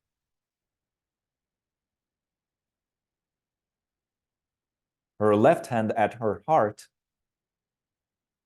thumb and ring finger joined, and the other three fingers pointing upwards to symbolize the three jewels, Buddha, Dharma, and Sangha.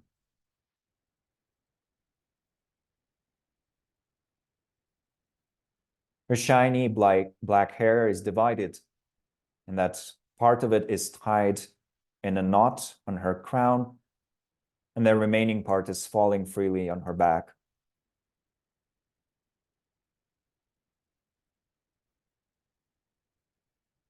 And her compassionate, loving gaze, mirthful because she also sees through the dramas of samsara, is directed towards us and at the same time towards all the other sentient beings. She sees us truly. She sees our potential. She sees our secrets. She sees our fears and hopes and aspirations. All the aspects of interdependence that we associate with ourselves, she sees fully.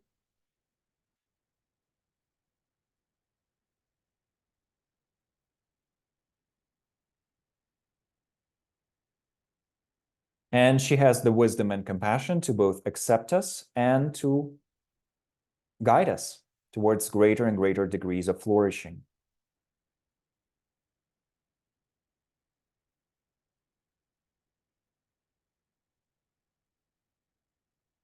And as we look at her, seeing her as a window into our beautiful Tara qualities, wisdom, compassion, mindfulness, love, and so on, we can passionately and openly request, help me uncover my true potential. Help me open up like a flower. Help me flourish.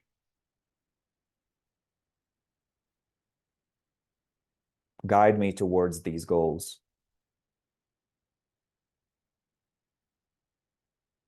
You represent the full uncovering of our true nature. Guide me towards that goal.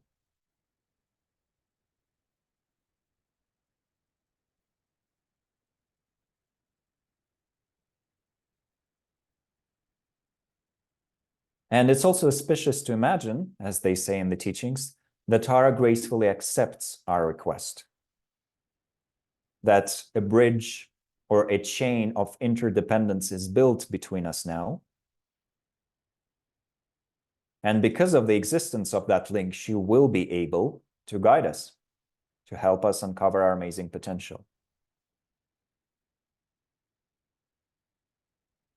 But from our side, we are free to keep strengthening that link through all the Tara practices that we do, including the practice of the 21 praises. And the more we strengthen that link, the more inspiration and guidance can flow towards us from Tara in her ultimate and conventional forms.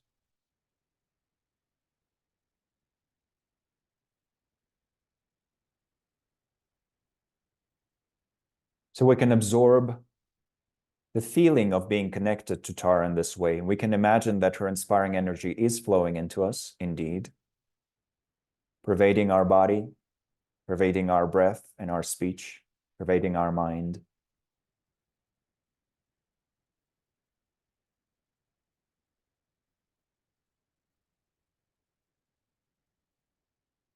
And then for the remainder of the class, we just live the presence of Tara right there. We'll occasionally turn back to it when we explore the different verses of the praise.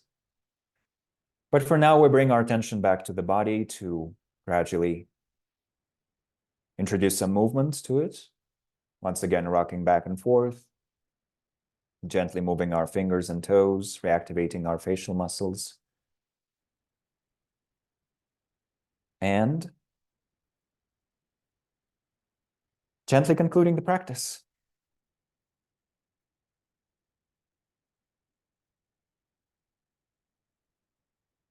So with Tara's presence right there in front of us, this would be a good moment to take our bio break. Not that she's watching or anything, but we will need her later when we explore the 21 praises. But for now, let's take good care of our bodies and come back in 10 minutes. So for most of us, it would be at 34 minutes. So see you soon. Enjoy the break, and we'll be right back. Thank you.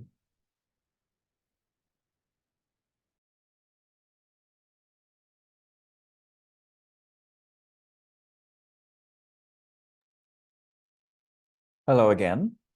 Hoping you had a wonderful break, or at least a somewhat refreshing break, because we have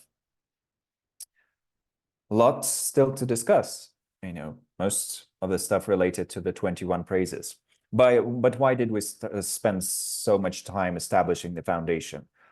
Well, because as it's sometimes said in the Buddhist tradition, and this is something that comes from one of the greatest masters of the 20th century, late Dujam Rinpoche, and he's in turn quoting the founder of the Drikung Kagyu tradition. So it's like there's a lot of intellectual line behind this.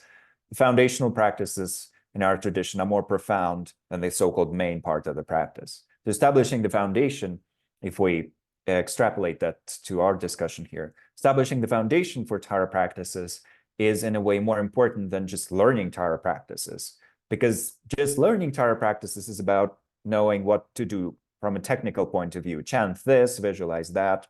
It's important. And there's a lot of detail to learn there and a lot of mastery to gain by repeating these practices thousands and hundreds of thousands of times. But if we lack this foundation of knowing the nature of Tara and how does Tara relate to bodhicitta and how to activate bodhicitta and what motivation to establish and how does it all connect to the lineages of transmission that we find inspiration in, blah, blah, blah. If we don't establish all of that, then just the outer recitation of 21 praises to Tara would still be beneficial because it leaves positive imprints in our mind, but it would not have its full power. So from that point of view, it was drilled into me by my incredible teachers that I've had the privilege of meeting. It's building the foundation is so crucial. And then comes the repetition of the practices, which is very important as well. And then comes the result. But if the foundation is not built, just repeating the practices would be less efficient. So coming back to where we left off, we established the presence of Tara in the space in front of us, which is the typical thing to do before reciting the 21 praises. Most practitioners, if visualization is available to them, there are people who have a state known as aphantasia, in which visual imagery is not available at all. Such practitioners can still just feel the presence of Tara or just establish the thought, Tara is in the space in front of me. That's enough. Or they can rely on an outer visual object, such as a statue of Tara, a tongue of Tara. Even opening the image of Tara on their screen would be sufficient. But for those of us who do have access to visualization, even establishing a vague image of Tara and reminding ourselves of the qualities of Tara is a great beginning.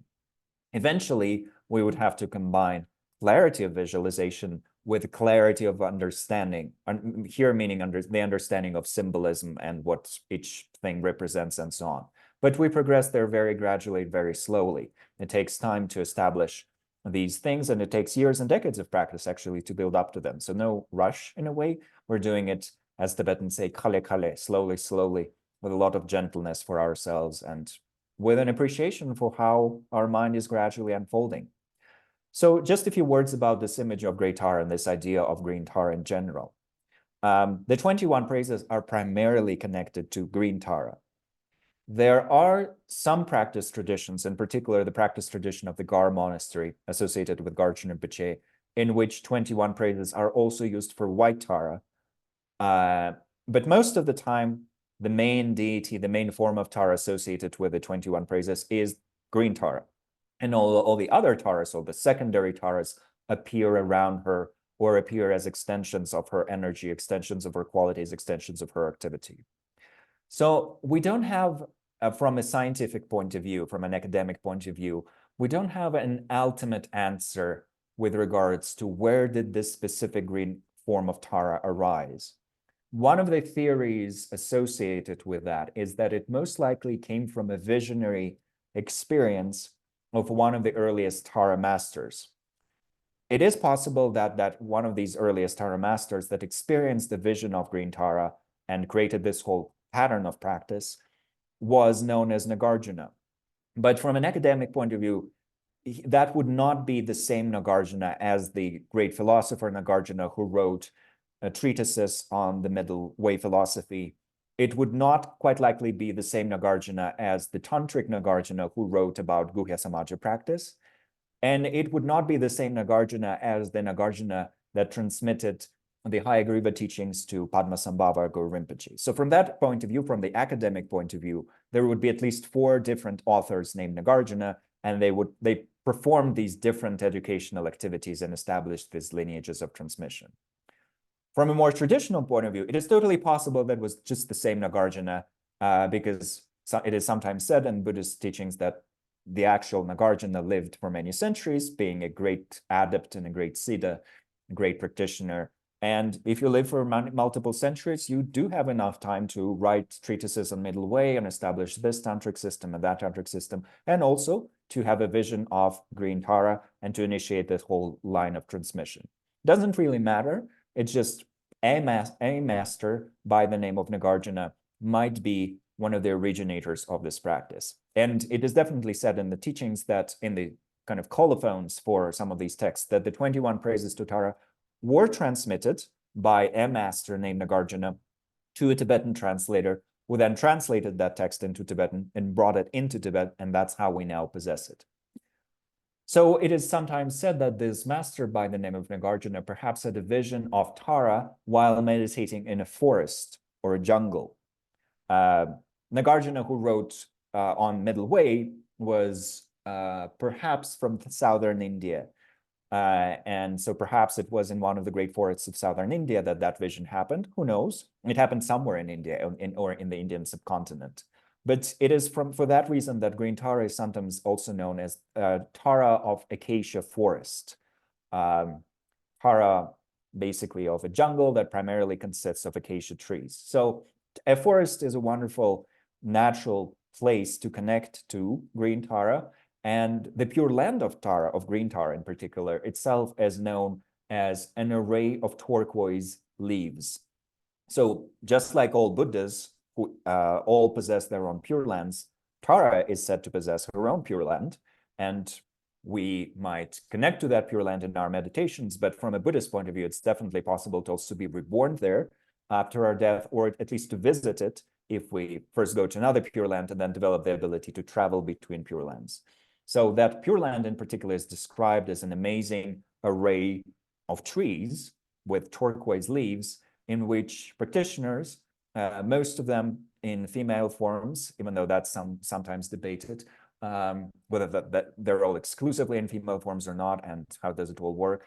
Practitioners abide under the guidance of Tara, progressing towards Tara enlightenment, uncovering their Tara nature to become enlightened just like Tara herself. So imagining Tara as kind of appearing in front of us in this pure domain that is like a forest or a beautiful illuminated jungle is one way of meditating it. So green Tara is the key figure in these 21 praises. So what are the 21 praises all about? Before we go into that, just one more reminder that I always like to voice when talking about such practices. This comes from the teachings of the incredible Dharma translator and a teacher by the name of Tulku Thondup Rinpoche, who just passed away a couple of months ago, maybe 3 months ago. Tulku Thondup Rinpoche did incredible work in terms of transmitting Buddhist teachings to the West. He's done incredible work on translating Nyingma sources, but not only. But on top of that, he was a very wonderful teacher when it came to just teaching meditation in a very practical way, but also highlighting such practices as practices of visualization and so on in a way that's understandable to the quote-unquote Western mind. And when presenting all those different practices, and he has actually wonderful Tara guided meditations, I will share a list of links that includes everything you might want and need as kind of as a continuation for this seminar. And that will include some guided meditations by Tulku Thondup Rinpoche. But when he was teaching those practices, he always emphasized that they would only work if we assemble these 4 points. That all these practices in which we visualize something, whether that's something anthropomorphic like a deity like Tara or Medicine Buddha, or practices in which we simply imagine light and heat and bliss and all these sorts of things, these practices work by relying on certain mechanisms within our own mind. And these mechanisms can be brought down to these 4 key points. So first, to make all of these practices efficient, we have to have pure imagery. or images that represent something that is pure, that is sacred, that is beneficial, that is wholesome. So in Tara practices, the main thing that represents goodness is Tara herself. But we also have all these images associated with Tara's pure dimensional realm. We have such images as the image of a light flowing into us, or nectar, and so forth. So all of that is associated with our mind's visual realm, dimension, ability to see images, to see symbols, to generate and construct dreams, and so forth. So once again, something that Jung was greatly interested in. So pure images. Okay, we've established a pure image of Tara in the space in front of us, and we can also connect to those pure images by having actual physical images all around us. Many Tibetan Buddhist practitioners would seek to have Tara images in their home, and one of the modern day masters from Tibet proper, Khenpo Sodarge, who was one of the Dharma heirs of Khinchen Jigme Phuntsok Rinpoche, sometimes says that it's actually a strong source of protection to have a Tara image with you or on you or in your house. So it's a good practice to have one according to the system of beliefs and practices. Then we need to have pure words, meaning, first of all, words that describe the pure images. So we visualize Tara and then we remind ourselves, this is Tara. She represents the union of wisdom and compassion and mindfulness and generosity and all of that. And then we address Tara with the requests and supplications. And then we invoke Tara's energy with Tara mantras and praises and so on. So all of that belongs to this category of pure words, meaning words that help us connect to that which is wholesome, beneficial, good. Why is that? Why do we need that? Well, because in addition to operating in terms of imagery, our mind uses a lot of words. Right? We have these verbal thoughts filling our mind all day long. I like hot dogs. I don't like mustard.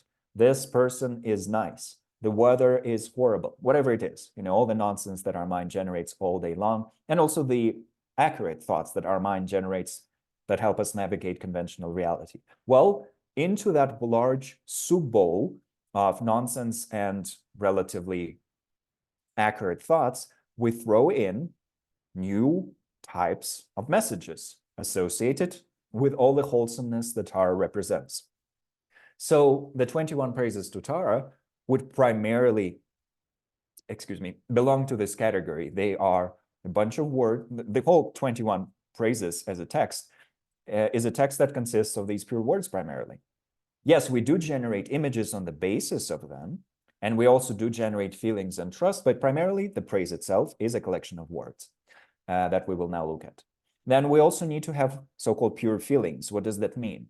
Well, pure, once again, the word pure here does not in any way imply anything moralistic, let alone, associated with suppression and, oppression and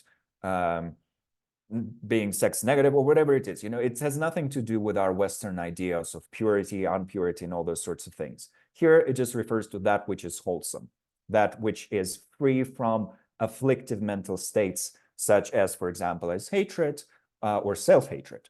So pure feelings here refers to such feelings as feeling spacious, feeling loving, feeling love, feeling compassionate, feeling a certain degree of warmth, feeling meaning inner warmth, not physical warmth.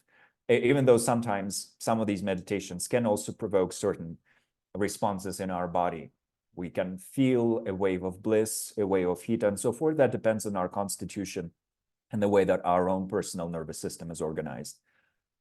So compassion, love, spaciousness, confidence, calmness, peacefulness, and all these sorts of things, when they arise, they belong to this category. And in addition to that, even if they don't arise automatically, which they will if we perform these practices many, many, many times, they will start arising kind of naturally. But until that happens, it is perfectly okay to imitate those feelings, to imagine feeling spacious, to imagine feeling calm, to imagine feeling compassionate. It's through faking it until we make it that we make these practices work. And this is also relevant for the fourth point here, the point of trust. So in Tara teachings, and in general, in most teachings associated with these meditational deities, that are neither a theistic God nor merely a symbol for something that doesn't exist. We're once again avoiding those two extremes that Lama Yeshe outlined. In most practices associated with these deities, these forms, it is quite important to maintain a certain degree of trust, or as it would also be sometimes translated, faith. But faith for us as quote unquote Westerners, once again, is a triggering word because we are so kind of burned by institutions and systems of power and organized religion and whatnot, cults, and all these horrible and difficult things, that when we hear faith, our defense mechanisms turn on, and then there's an alarm somewhere in the back of our mind, and we're like, okay, no, once again, this is a cult. This is a cult of Tara, I guess, goodbye, And that's not at all the case here. Here, trust means I have valid reasons to believe that these psychological mechanisms that I'm using will help me affect the inner and outer interdependence in a positive way. I'm using these psychological mechanisms related to pure images and pure words and pure feelings, to mindfulness and compassion and loving kindness and wisdom. And because I'm throwing all of it in, and I'm using all these things which do have efficiency, which do have functional power, because I'm using all of them, something will happen. I am performing something that has to lead to a certain result. I don't know the degree to which this result will be manifesting in my own life. I can't say that after 1 meditation or 10 meditations or 100 meditations, all my habits will change or all the facets of my outer reality will change. But something will change because all of these things that I have accumulated individually have efficiency. We know through research that loving kindness meditations affect not simply our mind and our brain, but even our telomeres and so forth. We know through research that mindfulness meditations affects our body and our immune system and this and that and the other thing. So we know that individually, these little building blocks have their own ability to affect us. So it is not crazy, it is not wild to assume that when we collect them all together, they will also lead to a certain shift in our experiences, both outer and inner. So trusting in that is a great way to begin, and quite important for having Tara practice be efficient. In the words of one of the translators, famous translators of our time, Lama Chunam, it is a bit like working with a washing machine. So when you put a load of clothes into a washing machine and you turn it on and it starts, making wheezing sounds and, working, and it pours water in and, things are happening. You do trust the fact that when the cycle is over, your clothes will be cleaner than when they went in. They might not be ultimately clean if they're super soiled and covered with paint and things like that. Yes, you might need to do more, but you know that they're coming out cleaner, at least because they were whirled around in water for a while. So applying the same level of trust towards practice. Okay, I'm throwing my body, speech, and mind into this cycle. And then at the end of this washing machine cycle that is Tara practice, my body, speech, and mind will be cleaner in terms of reducing the afflictive, strengthening the positive.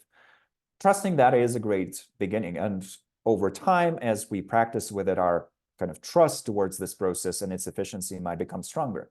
And that's fine then. That's wonderful. That's how we approach it. So it is quite important in these teachings, as it said in these teachings, to have two very specific mental states. One of them is trust. And in Tibetan, trust or faith is referred as depa. Shraddha in Sanskrit, Shraddha in Pali. So what does it refer to? Basically, it is a mental state that is confident about something. Ideally, from a Buddhist point of view, that would not be confidence based on a blind leap of faith. Blind faith, as it's sometimes referred to, is not very much necessary in Buddhism, but intelligent trust towards the fact that the washing machine will give you back cleaner clothes is what is implied here. So here you're trusting in the fact that this washing machine cycle will give you cleaner clothes. Okay, you're also trusting in the fact that there were many, many generations of practitioners before that have used these methods and then based on their experiences said, hey, it does work. Tara practices helping me be more kind, more wise, more compassionate, more intelligent, more mindful, blah, blah, blah. So based on that, I will transmit it to the next generation, and may they reap the same benefits. So from that point of view, a certain degree of trust also arises. And then over time, we build it up through this intelligent analysis and understanding and just using it again and again and seeing what happens. But there's another mental state that is very important to have for these practices to work, and not just for these practices, but for anything that is sometimes referred to as devotional practices. This includes all these meditational deity meditations and practices, but also such things as circumambulations, recitations of text, recitation of mantra, offering butter lamps, and all these other things that are done in the Himalayan Buddhist tradition, which seem to people who have not yet been introduced to the psychological significance of it. To such people, these things seem as ritual, ceremony, magic, religion, the big horrible R word, religion, whereas there is psychological significance. And one aspect of that psychological significance, one major aspect of these mechanisms built into these forms, is this mental state that in Tibetan is referred to as Mepa. It is sometimes translated into English as devotion.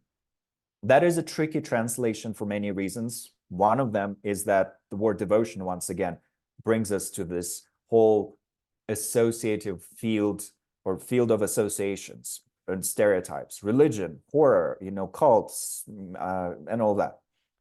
Instead, in other contexts, it is also translated as appreciation. Basically, it is a function of our mind or factor of our mind, a mental factor, as it's referred to in Buddhist psychology, or a mental function. It is the mental function that allows us to see the value and the qualities of a specific thing, to appreciate the qualities of a specific thing. There's nothing mystical about this, which is why devotion is a bit of a misleading word, because this attitude of Mepa can be applied to the qualities of a good qualified doctor, to the strength and potency of medicine, to the, transformative power of forest bathing, which is a practice that's becoming increasingly popular in this world, and so forth. Mepa, or appreciation, can be applied to the relaxing effect of a jacuzzi, and so on. But it's also to be applied, ideally, to all these spiritual practices that we do, quote unquote spiritual practices, including Tara practice. So Mepa, when applied to Tara practice, means appreciating the qualities and strength of Tara as a figure or as a window into deeper nature, our own deeper nature, appreciating the strength and the qualities of the individual tools that we use here, including the 21 praises of Tara, appreciating our own Buddha nature, our Tara nature, appreciating our teachers who have transmitted to us these methods, appreciating our spiritual communities that we're practicing with. So the more appreciation is thrown every which way, but validly, we have to use it wisely for objects that actually deserve this appreciation, right? But the more we strengthen this level of appreciation, spreading it out all over the place, the greater will be the effect of our practice. And that is why in tantric teachings, in the tantric teachings of Buddhism, especially in the highest degrees of those teachings, it is always said that the level of our realization will be directly proportionate to the degree of Mepa that we have. That is sometimes translated as to the degree of devotion. And this is where a lot of misunderstanding comes from, because then we think, oh, okay, I guess devotion here means kind of the acts of devotion, right? So I need to bow and be starry-eyed when I look at my teachers or statues of Tara, or I have to give money or something like that. So these are all outer acts that can express devotion or can just look like expressions of devotion, but actually have no devotion, no Mepa behind them. What is actually meant is the degree of our appreciation, where we look at, for example, the practice of Tara or a practice of any other meditational deity, or we look at a sacred text, such as the famous text of Shantideva, Entering the Bodhisattva's Way of Life. We look at such a teaching and we feel an incredible wave of appreciation washing over us, because we understand, wow, this is a full guide to becoming a bodhisattva. This is a full guide to transforming my heart and mind into something that is completely different from my current state. This is a book that teaches me how to literally become a saint, an embodiment of wisdom and compassion. Isn't this incredible? So that feeling is what Mepa is. Cultivating that is the cultivation of devotion. Then in Vajrayana tradition, it says, to the degree that we're able to cultivate that, our realization will happen, especially in these teachings of Vajrayana. On the more foundational level of Buddhist teachings, for example, when we're cultivating basic levels of mindfulness, basic levels of wisdom, basic levels of loving kindness, that is not strictly necessary, even though it is helpful. Even for foundational loving kindness practices, the state of Mepa can be very helpful, but it's not quintessential. For the more advanced teachings, including the teaching of Tara, the practice of Tara, then it becomes a bit more important, or incredibly important. So with that attitude, a quote from a teacher that in this case we will be relying on, Ken Rinpoche Lama Hundra Brixel. So for those, some people here might have met him. Lama Hundrup was the late abbot, the first abbot of Kopan Monastery in Kathmandu, established by Lama Thupten Yeshe, Lama Zopa Rinpoche, a very famous place for Westerners to go to receive their first morsels of Buddhism. Like its sister center, Tushita Retreat Center in Dharamsala, Kopan Monastery is often included in Lonely Planet and other guides to Kathmandu and Nepal in general. And people learn about these two retreat centers from such sources. They sign up for their first course in Buddhism, and many people after that become Buddhists for life. So for many people who have done such courses in the past, for many decades actually, Lama Lundra Brixel was kind of a gentle guiding presence in Kopan Monastery. And of course, he was also kind of the loving father for the Kopan monastics, because he was taking care of them for a few decades. But on top of that, as it eventually turned out, he was a very accomplished meditator, because when he passed away some years ago and was eventually cremated, his remains turned out to be full of relics, which in Buddhism is one of the kind of side signs of one's realization. When you're cremated and your remains turn into pearls of different colors and gems and so forth, and there are quite a few relics that arose as a result of his cremation, that allows other people to guess that perhaps you were quite an accomplished meditator. It's a very complex system in Buddhism around that, but it's a very fascinating one as well. So through that, and through also what other great teachers, including Lama Zopa Rinpoche and others, said about Lama Lundrup, he was a very accomplished meditator, and he has a wonderful, very sweet, freely available commentary in 21 Praises that in this case I decided to rely upon. There are actually quite a few commentaries on 21 Praises that I wanted to honor, and many of them look at this text from very different vantage points. After some deliberation, I decided to stick with this one. It's very accessible, very profound at the same time. It comes from someone who's the real deal, as was established eventually. And in the commentary, Lama Hundrup very often reminds the people he was originally talking to. It was an oral commentary that was then translated, and then transcribed. He very often reminds practitioners about Depa and Mopa, these qualities of faith and appreciation. So here in the quote, he says, "When we rely on Tara, whatever wishes we have will quickly be accomplished. We may wish to have success in all the favorable conditions for our Dharma practice. We may wish to pacify obstacles, or in relation to our worldly life to have success in business. In short, whatever activities we need to engage in, when we make prayers to Tara and rely on Tara, because of her enlightened activities, she will respond very fast and all our wishes will be quickly accomplished." But he keeps reminding throughout the commentary, this will happen to the degree that we possess these qualities of trust and appreciation, because they become sometimes the missing alchemical point that makes everything else work. The pure imagery, the pure words, the pure feelings, loving kindness, compassion, all of that integrated into the machine that is Tara practice, but will not work. It can be integrated into that machine, but won't fully work unless Milpa and Depa, appreciation and faith, are added in as well. It's not to say we all can generate those states immediately, but over time they might be developed, and initially we are faking it until we make it. So the 21 Praises to Tara, is a text that, as I've mentioned before, comes from the tantric teachings of the Buddha or of the Buddhist tradition. There are two recensions of this text that are included in Kangyur, and Kangyur is the collection of all the teachings attributed to the Buddha, translated into Tibetan, collected in 108 volumes. One version of this text is included on its own, just as a separate text, 21 Praises to Tara. The other version of the text is included into a larger framework or a larger text known as simply sometimes Tara Tantra or in a more full form, the Tantra on the origin of all rites of Tara, mother of all the Tathagatas. Both texts, the 21 Praise itself and this Tara Tantra, have been translated into English already by the 84,000 Project, which is a wonderful project translating the fullness of Hangul into English. So you can read those. In particular, I would say the 21 Praises itself, because the Tara Tantra is a text that it would be recommended to only read if you have received Tara empowerments and so on. And on top of that, many parts of that text are no longer used in kind of practice, because many other forms of Tara practice now exist that are not recorded or not present in that specific text. But these are the sources. And in the Tara Tantra, the 21 Praises are included in Sanskrit.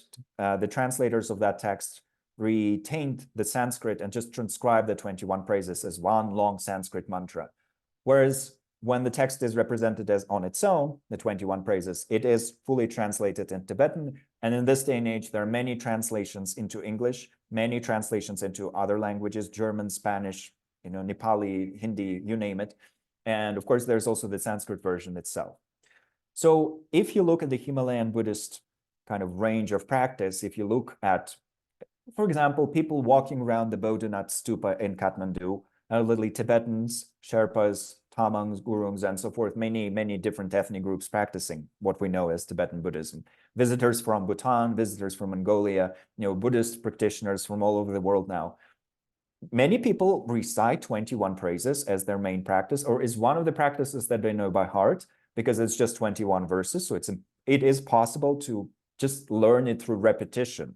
You recite it many times, initially using a text. Over time, you just start repeating it automatically, and you no longer need to look at the piece of paper. Through that, a lot of practitioners have historically learned 21 Praises, even illiterate practitioners. Most Tibetan nomads were illiterate, but they would learn these praises through repeating them together with someone else. And then that would become, and that became, one of the beloved practices for most people. But it is kind of a practice that is so multifaceted that you can see it as simply a folk prayer that is recited by everyone, sort of kind of like Hail Mary. It is the Buddhist version of Hail Mary in a way, it's just much longer. But at the same time, you could approach a very advanced master, very advanced practitioner, and ask them, well, can you tell me about all the meaning levels of this text? And they would say, well, it is inexhaustible, but there is at least 4 levels to this text: the outer, inner, secret, and extremely secret. And then they would proceed to give you a commentary in which they would first interpret the words and then tell you about how these words can be used in visualization, but also in working with inner channels, chakras, winds, and so forth, and then eventually in opening up to the ultimate nature of the mind. So there are commentaries like that are included on the list of links that I will share towards the end. But even that is not in a way exhausting. That does not exhaust the meaning, the multiple meanings of these words, because there are also different commentaries coming from different lineages. And even within one lineage, you have different masters commenting on completely different facets of this text. It is in a way inexhaustible, which is why the text itself is a root tantra for Tara. Something that is referred to as a root tantra usually means it's the root of a specific system of practice. It's all these different methods and visualizations and mantras and so forth of Tara arose out of it. But it is also a root text in that it can be interpreted in 100 different ways, all of which would be correct. And even those 100 ways, 100 interpretations would still not exhaust the full meaning. And all these different commentaries would sometimes, we could, generally speaking, organize them in a very specific way. Sometimes they describe all these verses as talking about just Tara in general, Tara herself, Tara beyond all these different forms, kind of the root Tara out of which all the different forms arise. But in some cases, from a more practical point of view, the 21 verses would be seen as corresponding to 21 specific forms of Tara. And there are actually multiple systems of interpreting that. So here in this tanka on the slide, you see the very different forms of Tara associated with the so-called Suryagupta lineage, which is the oldest lineage of interpreting this text and describing each verse as pertaining to a specific visual form. In this lineage that is known as the Suryagupta lineage, it comes from the Indian master by the name of Suryagupta. You have Each verse corresponds to a different Tara, and each Tara would have a different number of arms, different color, different attributes, different activities. They're all kind of arising out of the union of wisdom and compassion, but they perform different activities. A bit later, the master by the name of Atisha, who played a very important role in transforming Tibet and reestablishing the clarity in Tibetan Buddhism, introduced a different system in which each verse would also correspond to a specific form of Tara, but all of those forms of Tara would have the exact same position, the exact same body shape, the exact same kind of outer form, but they would be different in terms of their color and in terms of the associated qualities. So they are all sitting in the same position, they all look the same, but they're of different colors, and their colors, along with the vases that they hold, represent different facets of Tara's activity. A bit later, well, actually much later, but the master by the name of Jigme Lingpa revealed yet another system in which Taras also look kind of like each other, but they have different attributes on the lotus that they hold, the lotus that kind of they holding with their left hand.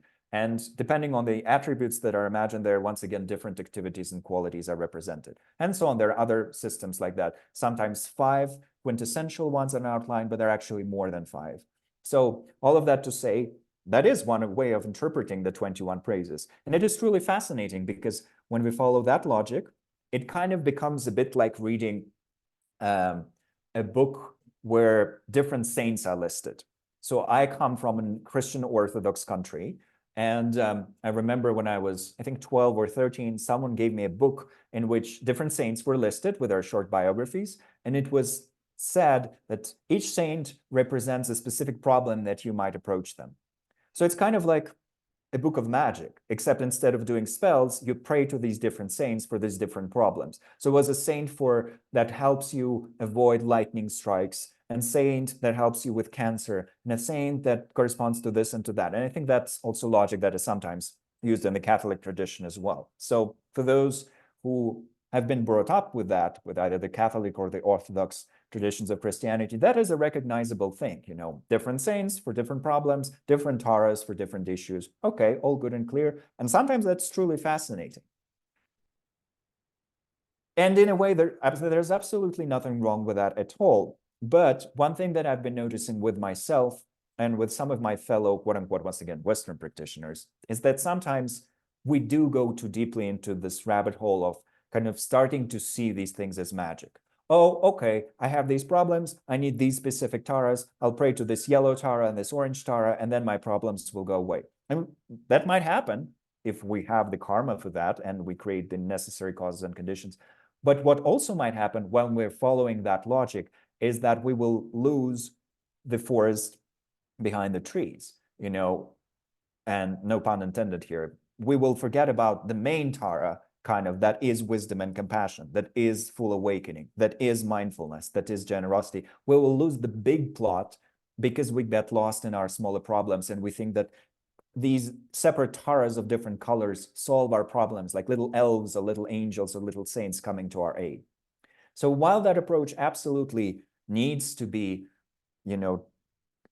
preserved, and we will greatly benefit from studying it, I think a better beginning for many of us is the other approach, the approach of seeing all 21 verses as describing the qualities of Tara in general. And then on the basis of that, it's good to explore, or possible to explore, the individual forms. And as I've mentioned, there are many systems of explaining them. Then it keeps branching out from that, because in addition to this text, the 21 Praises to Tara, there are 2 other texts that describe 108 forms of Tara, 2 texts like that. Each describes 108 names of Tara, or forms of Tara.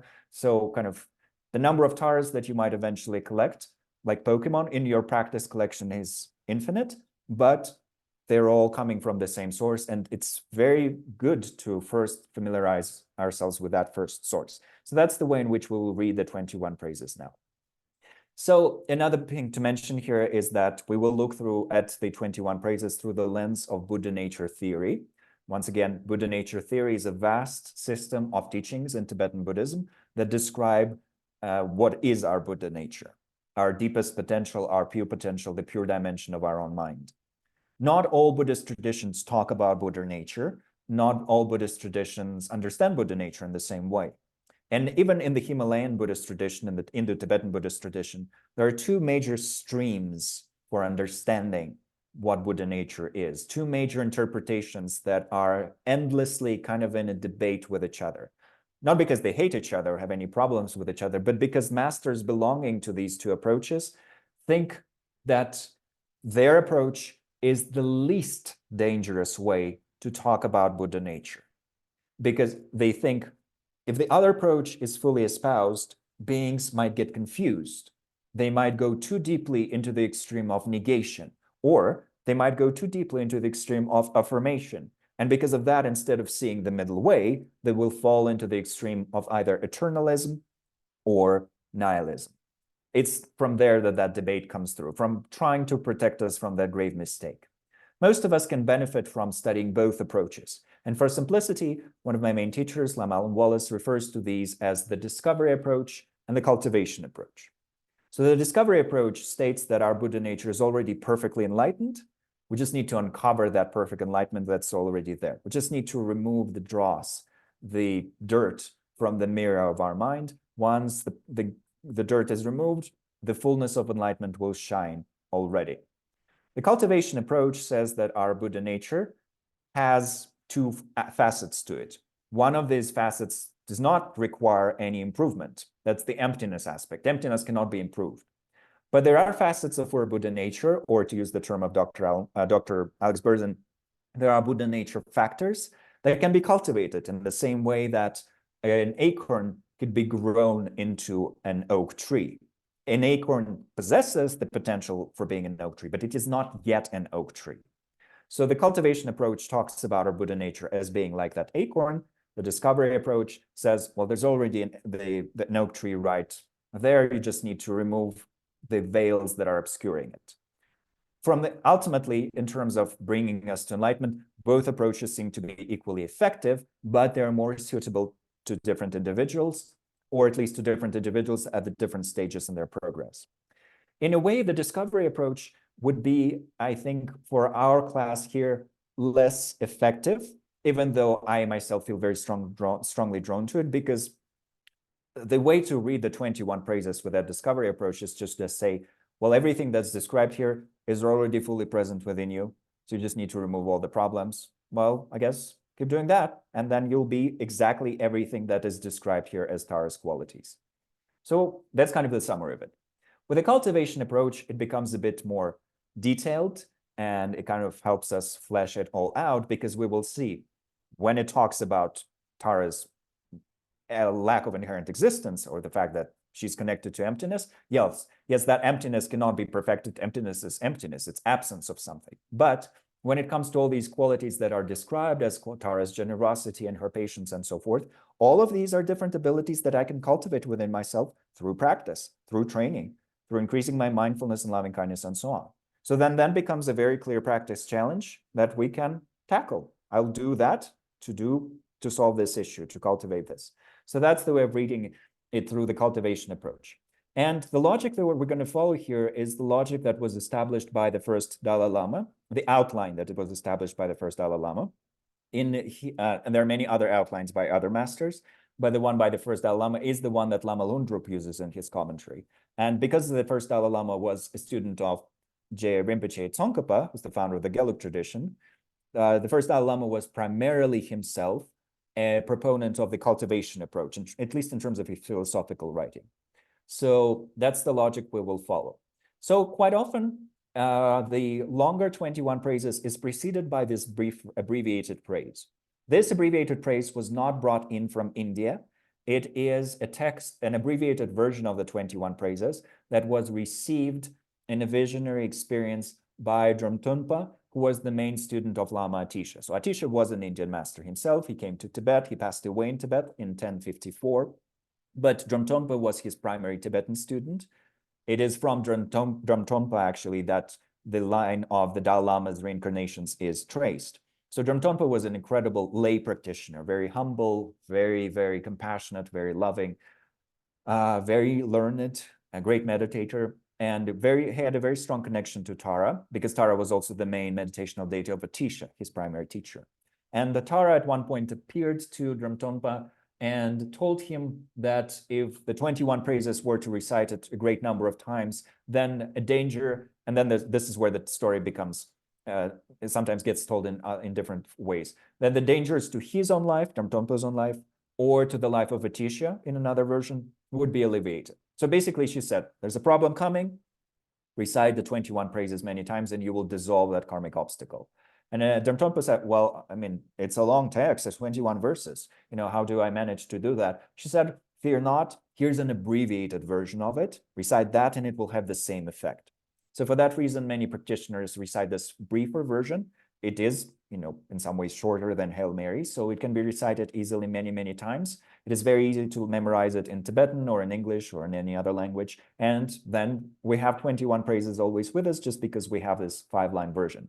Eventually, in the 19th century, Tara gave an even shorter version of that, 2-line version of that, which was received by a visionary teacher by the name of Dujom Lingpa. So kind of as our abilities as beings become more limited compared to these great masters of the past, Tara is giving us shorter and shorter versions because she knows we're getting dumber. So here's an even shorter version for you guys.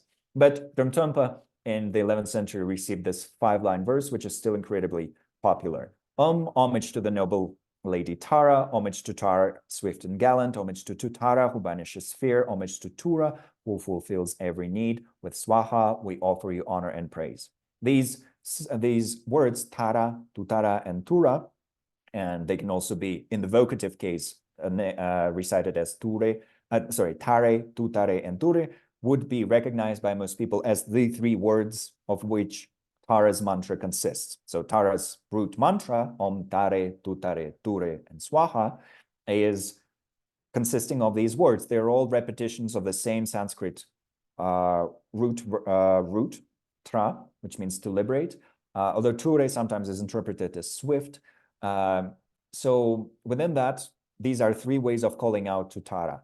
We are calling out to her by repeating these 3 variations of her name, and we're saying, hey, come to my aid, help me remove the obstacles, strengthen everything that is good. So this short praise, abbreviated praise, which was added by Tibetans, but is sometimes recited as a part of the whole longer praise, is kind of the condensation of it all. If we don't know the long version by heart, and if we don't have it on a piece of paper or on our phone or somewhere else, we can always recite the short one. It is easier to learn. But then come the actual root praises.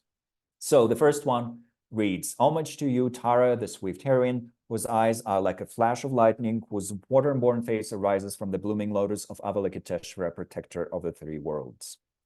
So the first Dalai Lama outlines this verse as praising Tara with reference to her legend. Before we go into her different aspects and facets, we need to establish her, I guess, heritage. Where does she come from? Her background? Who is this lady? Well, according to her legend, and there are actually at least 3 distinct legends associated with Tara. According to one of the legends, Tara arose out of a tear dropped by Avalokiteshvara, the Buddha of compassion or the Bodhisattva of compassion. How did that happen? Well, it is a symbolic story. And in this symbolic story, the Buddha of compassion looked at the world and saw that no matter how much they were trying to, they manifest in all sorts of forms, no matter how much they were trying to alleviate the suffering of the world, beings were still doing bad stuff under the influence of their afflictions, were still ending up in horrible fates and karmic destinies because of that. Well, kind of like, oof, it all is so bad, I didn't know what to do. So the Buddha of compassion shed some tears, and out of those tears appeared Tara. In some versions of that story, Tara appeared as 2 forms, green and white Tara. That's a more recent recension of that story. In an older version of that story, Tara appeared with another goddess by the name of Brikuti. So Tara and her other companion, or 2 forms of Tara, addressed Avalokiteshvara and said, hey, don't despair. We're going to help you because we are the embodiments of enlightened activity. So the logic of this story is that out of compassion, what needs to arise, or enlightened wise compassion, because that's the compassion that's meant here, what needs to arise is enlightened activity. Matteo Ricard, who's one of the most famous Buddhist translators and humanists of our time, in his TED talk on compassion, mentions that compassion without action is hypocritical. And I think that's a point most of us would agree with if we're just meditating on compassion, but we're completely unwilling to do anything generous, anything kind, anything active, anything that serves beings and actively dispels their suffering. Well, that's kind of a very limited form of compassion, right? It has to be not simply cognitive, but also behavioral. So to teach us that in this story, Tara, the embodiment of enlightened activity, arises out of compassion. It says, well, let's get to action. Let's get through our fears. Let's get things done. And that's where Tara and all of her activities and all of her forms come from. Out of compassion with a heart of emptiness, emptiness with a heart of compassion, arises that enlightened form. There's actually even a tradition of reciting the Heart Sutra and the 21 praises to Tara together. Yangtze Rinpoche, who is the kind of primary teacher in Maitripa College in Oregon, once when I was translating for a retreat he was facilitating, said that it's actually very good to recite the Heart Sutra and 21 praises together. That creates conditions for communities to be harmonious, for people to not fight and fall out and things like that. And there's beautiful complementarity between Heart Sutra, which is a teaching on emptiness, and then this praise of enlightened activity that is described in so many different ways in this text. And then, so that's the logic of Tara rising out of Avalokiteshvara's tear. He's referred to here, they're referred to here as a protector of the three worlds. The three worlds mean Nagas, humans, and gods. So humans, we know who they are. Gods, meaning the gods in the Buddhist understanding of beings that are temporarily reborn as these, I guess, Olympic-like gods, not the enlightened deities that bring us closer to enlightenment, but just those who are temporarily reborn in more blissful bodies of light. But their time will run out eventually. They're not yet beyond samsara. And Nagas, who are these dragon-like, serpent-like spirits that play a very large role, I think, in the spirituality and local lore of India. Nepal, certainly very, very strongly. I lived there for years, and there are so many Naga temples and shrines and so on. But beyond that, many other regions, because I am currently in Mexico, and I think there's quite a lot of Naga symbolism here as well. Tara and Avalokiteshvara together guide beings in all of these dimensions. And they do it swiftly, and especially Tara, because she's described here as a swift heroine. She arises, she kind of rises to action. She comes to our aid very swiftly. So how does this relate to our own Buddha nature factors? Well, we have a Buddha nature factor by the name of compassion. We have a Buddha nature factor by the name of wisdom. We need to unite them. And then we also need this Buddha nature factor, a quality of our Buddha nature that's known as enlightened activity. We need to train in that, unfold that, uncover that. And then we will be the swift heroines as well. The second verse, homage to Tara, whose face is like 100 full autumn moons gathered together, blazing with the expanding light of 1,000 stars assembled. So for this whole section that we're entering now, the first Dalai Lama labels it all as praising Tara with regards to her aspects. We will be discussing Tara's different aspects. In particular, here we are describing Tara's Sambhogakaya aspect. What is Sambhogakaya? Sambhogakaya is one of the three energetic dimensions of a fully awakened being, one of the three bodies of a Buddha. Sometimes we talk about 3 bodies, 4 bodies, or 5 bodies of a Buddha. But bodies doesn't literally mean, like a physical form. It means energetic collections that a Buddha, energetic dimensions that a Buddha possesses. The Sambhogakaya aspect, which literally translates into full enjoyment body or full use body, the Sambhogakaya is an aspect of the Buddha's energy that manifests as a body of light, mostly only perceptible by highly advanced beings, such as highly advanced, highly evolved bodhisattvas. But these Sambhogakaya forms, while guiding those bodhisattvas, also perform different types of activities and kind of change the energetic fabric of reality around them. Sometimes in their pure realms, sometimes when they appear to beings, and so forth. So it's kind of neither a form of flesh and blood, and Tara does manifest as such forms. And there are female teachers in this world who are seen as embodiments of Tara. For example, Dagma Kusha Sakya, who is a senior Sakya female Lama from Seattle, based mostly in Seattle, is sometimes referred to by other masters as an embodiment of Tara. She also teaches Tara practices very widely, and one of the best people in the world to go for Tara practice or Tara guidance. So she is sometimes referred to as a more kind of visible and perceptible form of Tara. That's not Sambhogakaya. That's the next level, Nirmanakaya, constructed body or manifest body. Sambhogakaya is this energetic body of light, and it can manifest in different ways. So here we're praising its different aspects. In this specific one, we're focusing on the brilliance of that. So when this verse is recited, actually in Lama Lundrup commentary, he invites us to then stop and think, well, what would that radiance look like? So we already have a visualization of Tara in front of us. Even to stop for a few seconds there and imagine what is described in this verse, Tara's face shining like 100 full autumn moons, and blazing with expanding light of 1,000 stars assembled, imagining that and basking in that in our meditation, and seeing how it affects our mind. So let's imagine we're somewhat low on energy, psychological energy in particular, not clinically depressed, but just somewhat feeling down, just feeling down to a certain degree, or listless, or uninspired, or kind of all over the place. And then we're tying our mind with mindfulness, with non-forgetfulness. We're tying our mind to this ocean of light in front of us. And in meditation, we're allowing this ocean of light to inspire us we're basking in it. And we're doing that for 5 minutes, 10 minutes, 15 minutes, depending on what's necessary. And we're seeing the effects of that. Even though we're not currently able to see Tara with our own eyes, see Sambhogakaya form of Tara as evolved bodhisattvas do, even imagining that would have a transformative effect on our mind. So that's the praise that is voiced here with regards to this aspect. Then for the next one, and so with regards to our Buddha nature factors, how does that refer? Well, to quote Sylvia Burstein, one of the founding teachers of Spirit Rock, we're all vibe machines. I very often repeat that quote because I love it, and I think it's very true. We're all vibe machines.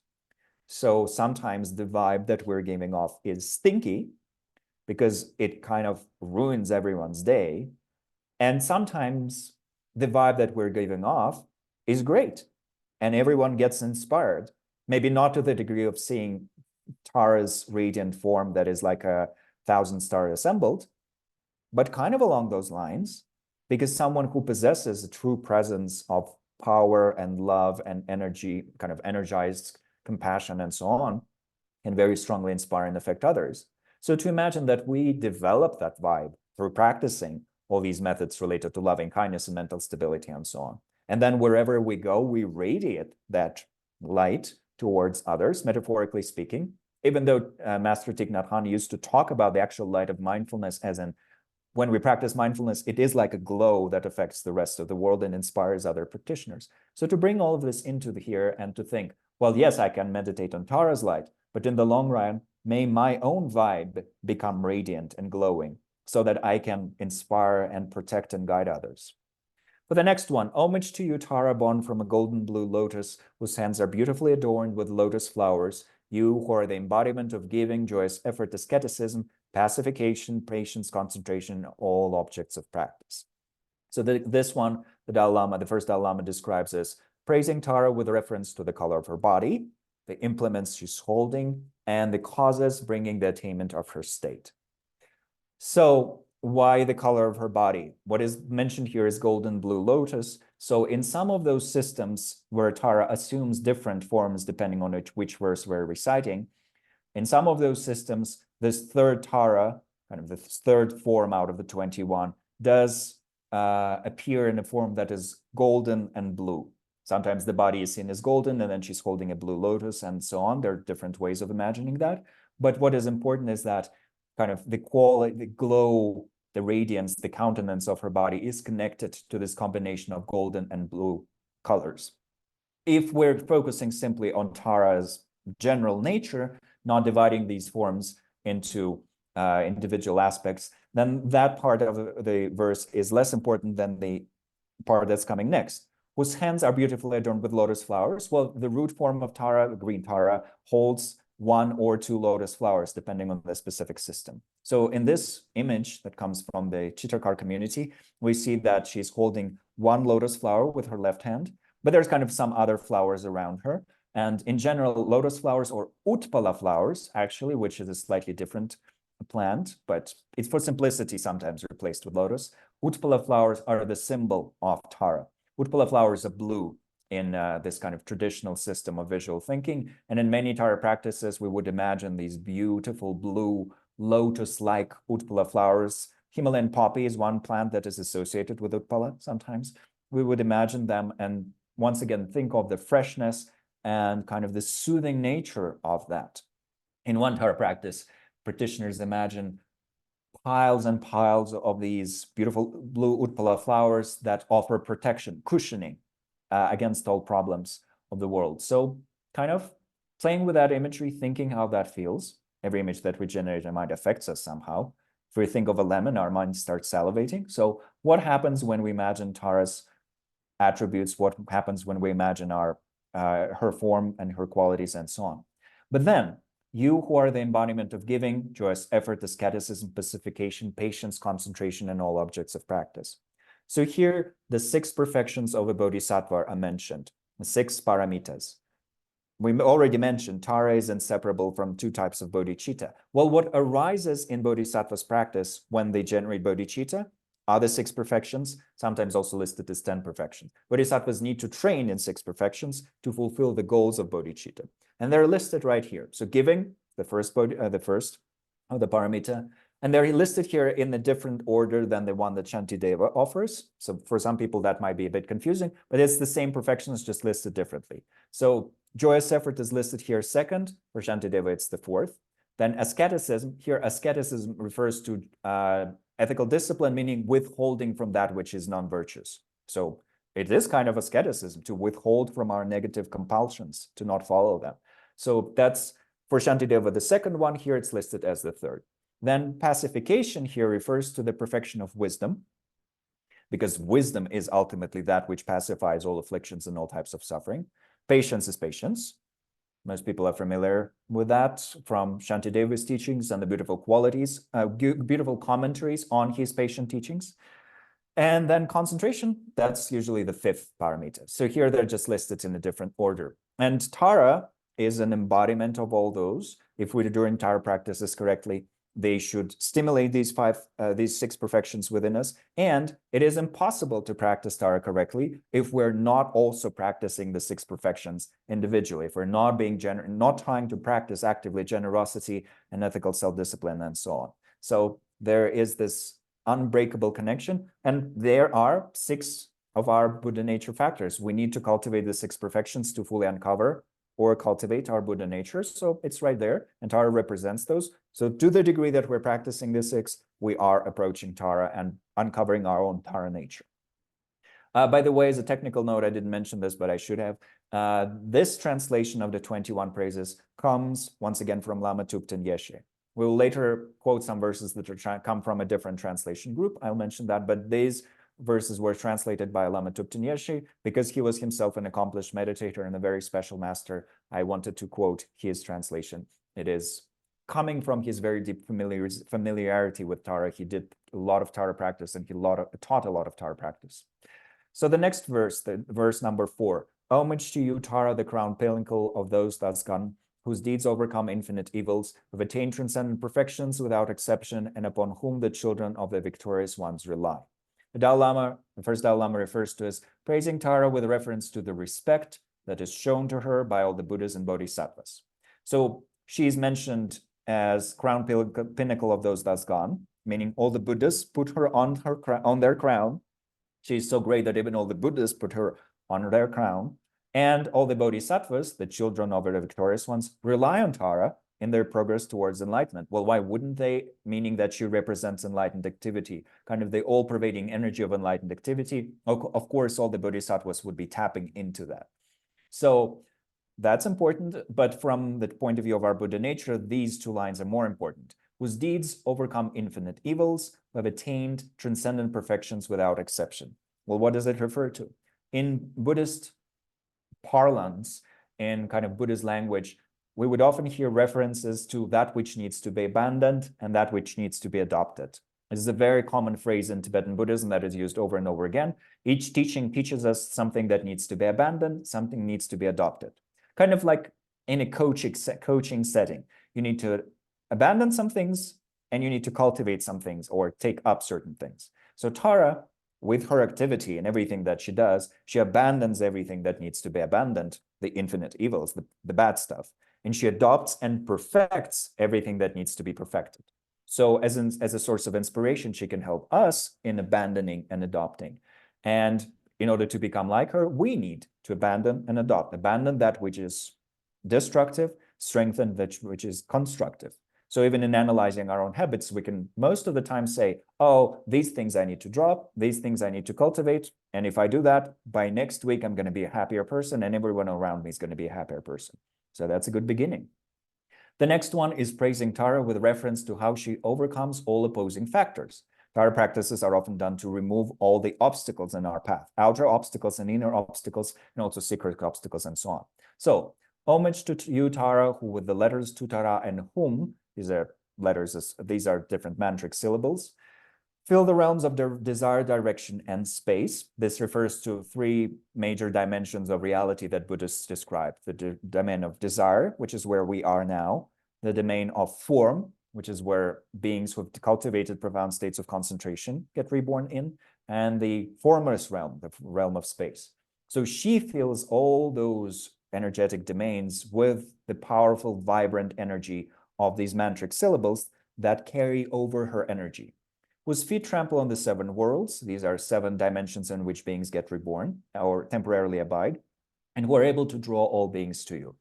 So Lama Lhundrup here suggests that when we read this verse, we meditate on this idea that no matter where we are, we're now in the desire realm, but even if we were to end up in the form realm or formless realm, the subtle vibration of Tara's mantric syllables would pervade all of that. And if we meditate on it, we can connect to it. So kind of imagining and feeling, what if indeed the subtle sounds of Tutara and Hum were filling everything? We just need to mentally tune into them. And then what happens? Well, they stimulate our Buddha nature factors. They stimulate the good stuff, they remove the bad stuff. They help us cultivate Tara qualities. They stimulate the growth of our own potential or the uncovering of our own potential. And just like that, we, being vibe machines, can also saturate the realm around us, eventually all the realms, with positive or negative vibes, the vibration of positive or negative stuff. So if we are posting something on social media or saying something to our loved ones or writing something in emails, are we transmitting the constructive vibes or are we just projecting nonsense? That's the thing to analyze here. Then praising Tara with a reference to how in the great worldly gods worship her. Homage to you, Tara, venerated by Indra, Agni, Brahma, Vayu, and Ishvara. So these are the great worldly gods, temporarily reborn as such, due to their karma, and praised by the assembly of spirits, raised corpses, Gandharvas, and all yakshas. So these are different beings that, from a traditional Indian and Buddhist as well point of view, exist, different beings temporarily reborn in these forms. But one of my teachers, Venerable Thupten Chodron, who has her own wonderful book on Tara, in commentary to this specific verse, says, kind of facetiously, well, if you don't relate to these figures, imagine that the verse is saying that everyone, including George Bush and Britney Spears, are bowing down to Tara. And why wouldn't they if Tara is nothing else, nothing else other than wisdom and compassion? So everyone who thinks really deeply about beautiful qualities would eventually say, well, yeah, wisdom, compassion doesn't sound too bad. Sounds pretty good. Worthwhile qualities to have. You know, all the religions praise those qualities, and if we really think about it, we will come to an understanding that they're valuable, and then we will bow down to them. Although from kind of a more conventional point of view, this verse is also saying that these actual deities, temporarily reborn as Indra and so forth, do bow down to Tara. And if we cultivate the qualities of wisdom and compassion, others would respect those within us. These would be the qualities of Tara within us. They would draw respect from beings. So not our outer accomplishments necessarily, not us being or not being a billionaire and so forth, not us having or not having, I don't know, a nice hat or a nice shirt, you know, but the qualities would draw respect for sure if we're able to uncover them, at least from many beings who are kind of aligned with the reality.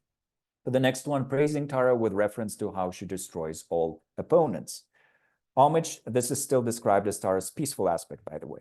Homage to you, Tara, whose Trat and Pet destroy entirely the magical wheels of others. With your right leg bent and left outstretched and pressing, you burn intensely within a whirl of fire. So I included a quote from Lama Lhundrup here. By the way, you will get a download link to this entire presentation if that helps. So even though this is considered to be a peaceful aspect, she's slightly wrathful here as she's sitting within a whirl of fire. So this Tara is related to our ability and every sentient being's ability to break through mechanisms of oppression and also what is described as kind of black magic here, meaning negative influence.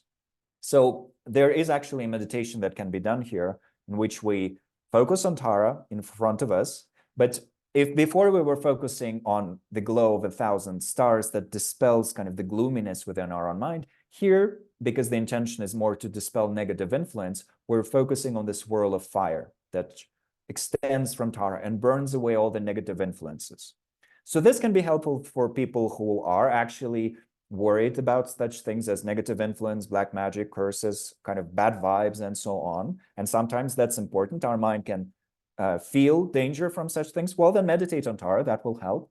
But it can also be helpful in terms of dispelling the negative influence related to mass media or anything else. If we feel that our mind might be getting negatively influenced by someone's lack of compassion, someone's lack of clarity, someone's, I don't know, incessant desire to gossip and so on, any negative influence, well, we can imagine that this powerful whirl of fire that is actually a representation of our own pure nature, and dispelling that, bringing in clarity and peace and, stable state of compassion and love. For the next one, praising Tara with reference to how she purifies all the maras and the two obscurations. So homage to you, Tara, the great fearful one, whose letter Turi destroys the mighty demons completely, with a wrathful expression on your waterborne face, slay all enemies without an exception.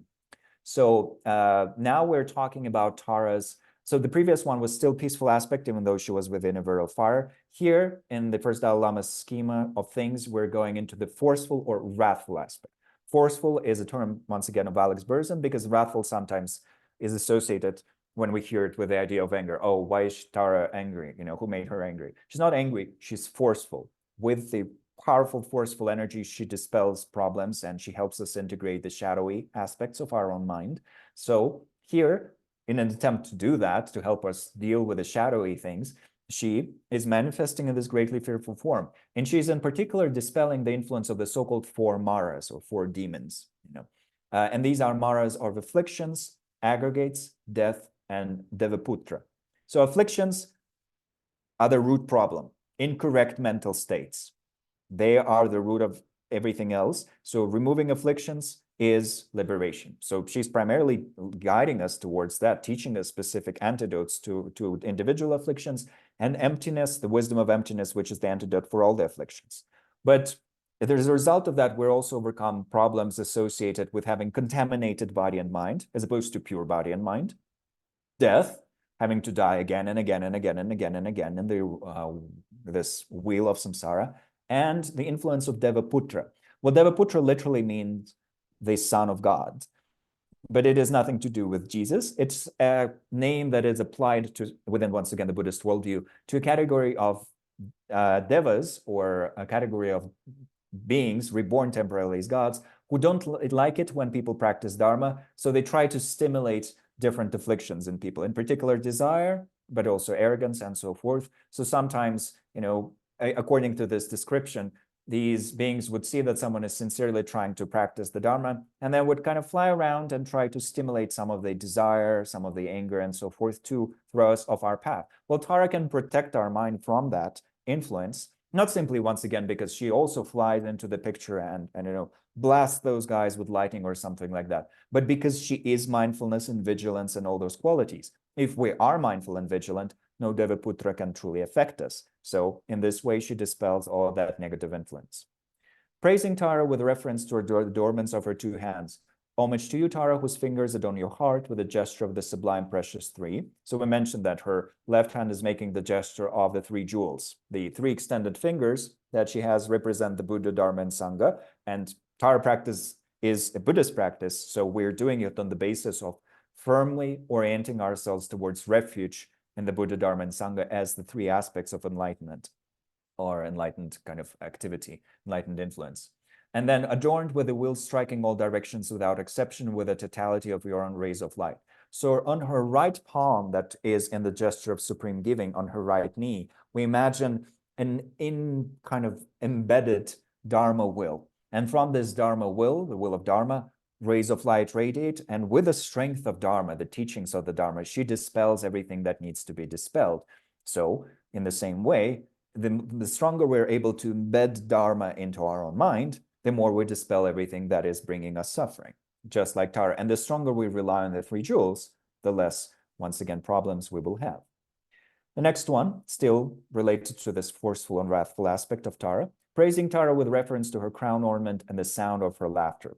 Homage to you, Tara, whose radiant crown ornament, joyful and magnificent, extends a garland of light, and who by your laughter of Tara conquer the demons in all of the world. So once again, there's this idea that Tara is light, and that light represents all the qualities, dispels all the types of negativity. And in addition to that, with her laughter, her light-hearted attitude towards reality that manifests also as this mantric syllables to Tara, she conquers everything that needs to be conquered. So this is a good reminder that light-hearted attitude is the opposite of grasping. Doesn't mean we go into the extreme of not taking anything at all seriously, but there's that lightheartedness. And actually, the proper name of Milarepa, the greatest yogi of Tibet, or one of the greatest yogis of Tibet, his proper name was Shepi Dorje, which means laughing Vajra.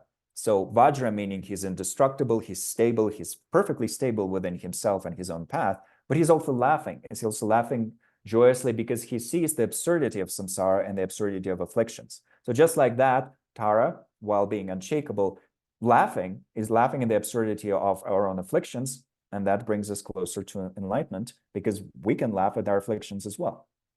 The next one, praising Tara with reference to her crown ornament. Oh, sorry, we did that already, 11. Praising Tara with reference to how she accomplishes activities by employing directional protectors. So homage to you, Tara, who are able to invoke the entire assembly of local protectors with wrathful expression fiercely shakes, rescuing the impoverished through the letter Hum. So there are two facets here. One is Tara's ability to control the directional forces of the universe. So there are specific powerful beings or energies associated with different directions, and Tara has perfect control over them. So will we when we get enlightened. But on top of that, this specific praise, this specific verse is related to dispelling poverty.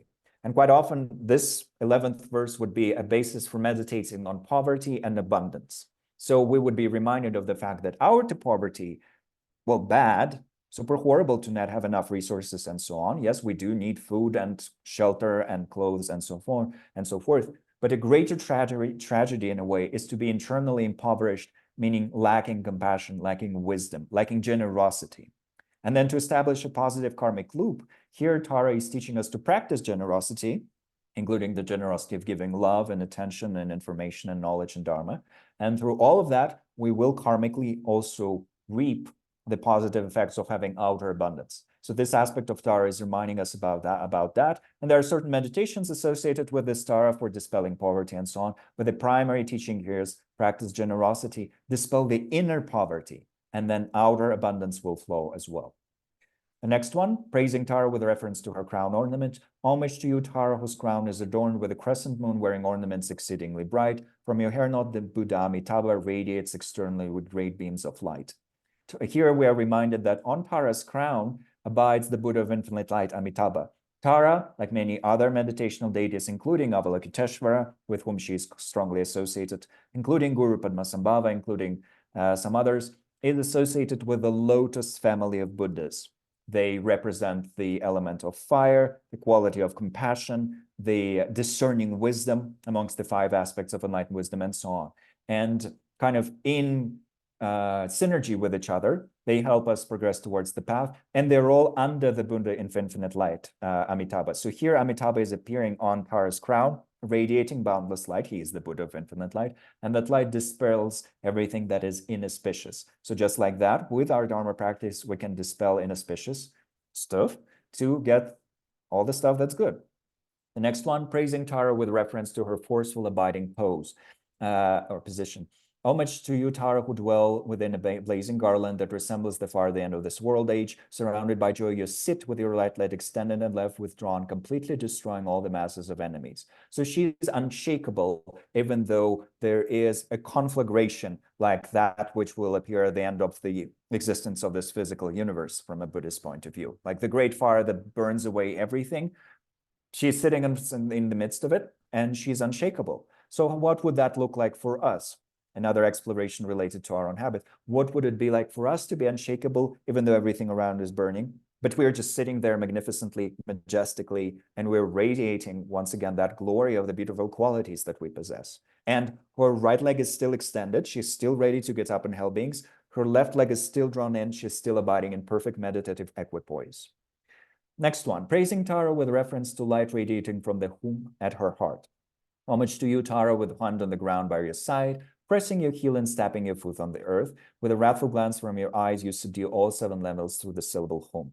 Tantric teachings in general talk a lot about different mantric syllables, and they're used in the more advanced Tara practices in different ways. Sometimes we focus on one mantric syllable, sometimes on another. Sometimes we use them in conjunction with our breathing. We modulate our energies in specific ways. Oh, we recite these mantric syllables to change the patterns of energy in our body and then in our mind. Lots of different uses like that. And the syllable hum representing the quality of enlightened mind of all the Buddhas, but also kind of the more wrathful aspect of destroying all the obstacles, is here described in conjunction with Tara, because embodying the enlightened mind of all the Buddhas, but also dispelling everything that's bad, she's radiating that syllable to destroy all the problems. The next one, here we're moving on from the symbolic aspect to praising Tara's Dharmakaya, which is the ultimate dimension of the existence of a Buddha, the enlightened mind of all the Buddhas that is not yet manifest in any specific form, but is just there vibing in its boundless wisdom and compassion. Homage to you, Tara, a happy, virtuous, and peaceful one, the very object of practice, passed beyond sorrow. You are perfectly endowed with Swaha and Om, overcoming completely all the great evils. So Tara, in that dimension of her being, the Dharmakaya, which is the mind that we will all develop when we do become Buddhists, she's happy and virtuous and peaceful, and she's passed beyond sorrow, passed beyond all these types of suffering.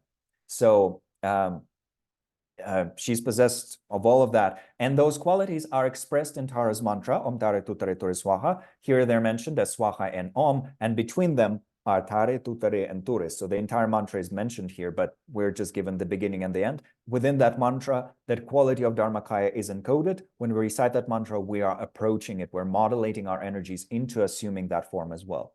Next one, now we're praising Tara's activities. So praising Tara through the enlightened actions of her peaceful and wrathful mantra. In addition to the peaceful one, Om Tare Tutare Ture Swaha, she has a wrathful one as well.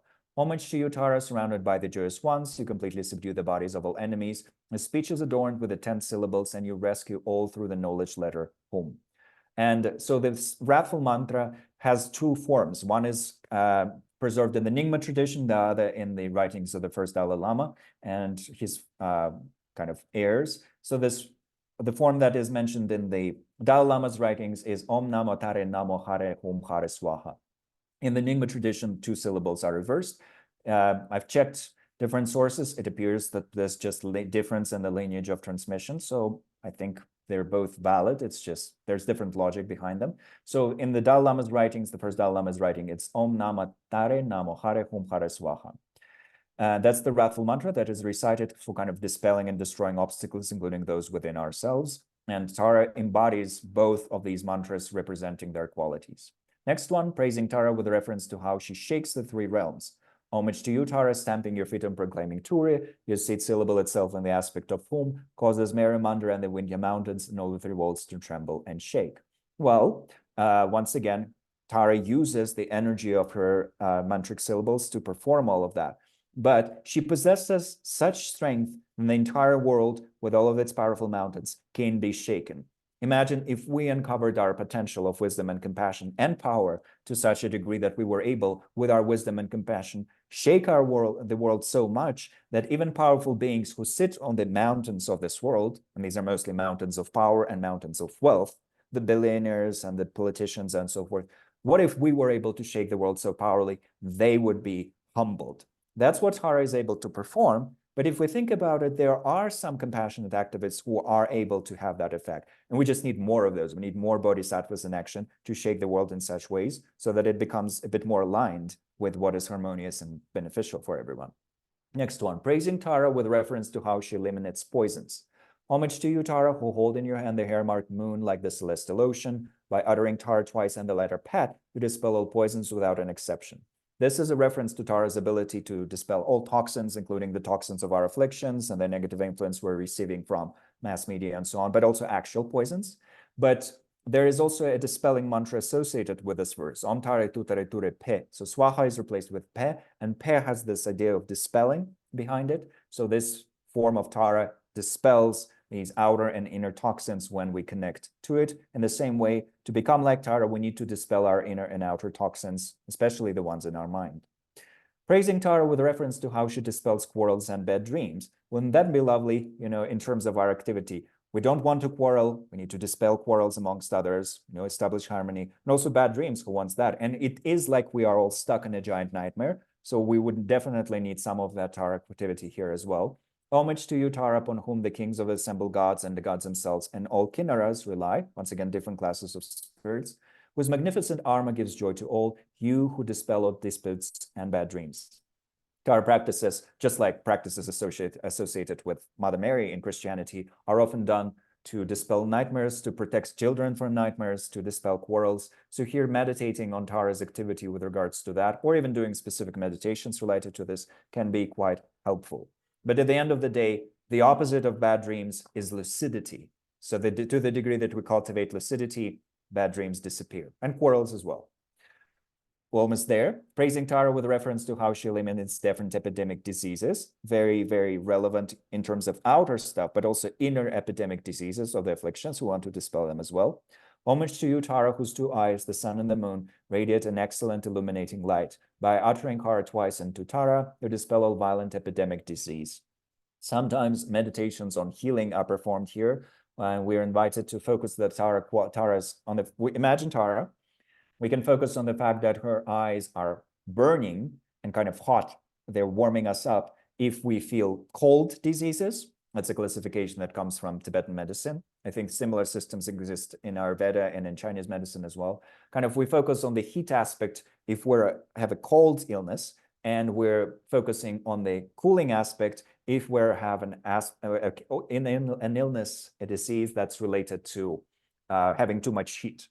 So we need to be cooled down if we have too much heat, and we need to be warmed up if we have too much coldness in our system.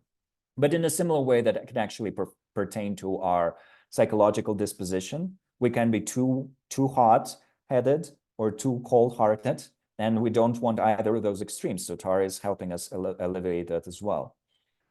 And finally, the final verse here, homage to you, Tara, adorned by the three suchnesses, perfectly endowed with the power of serenity, you who destroy the host of evil spirits, raise corpses and yakshas, O Turi, most excellent and sublime.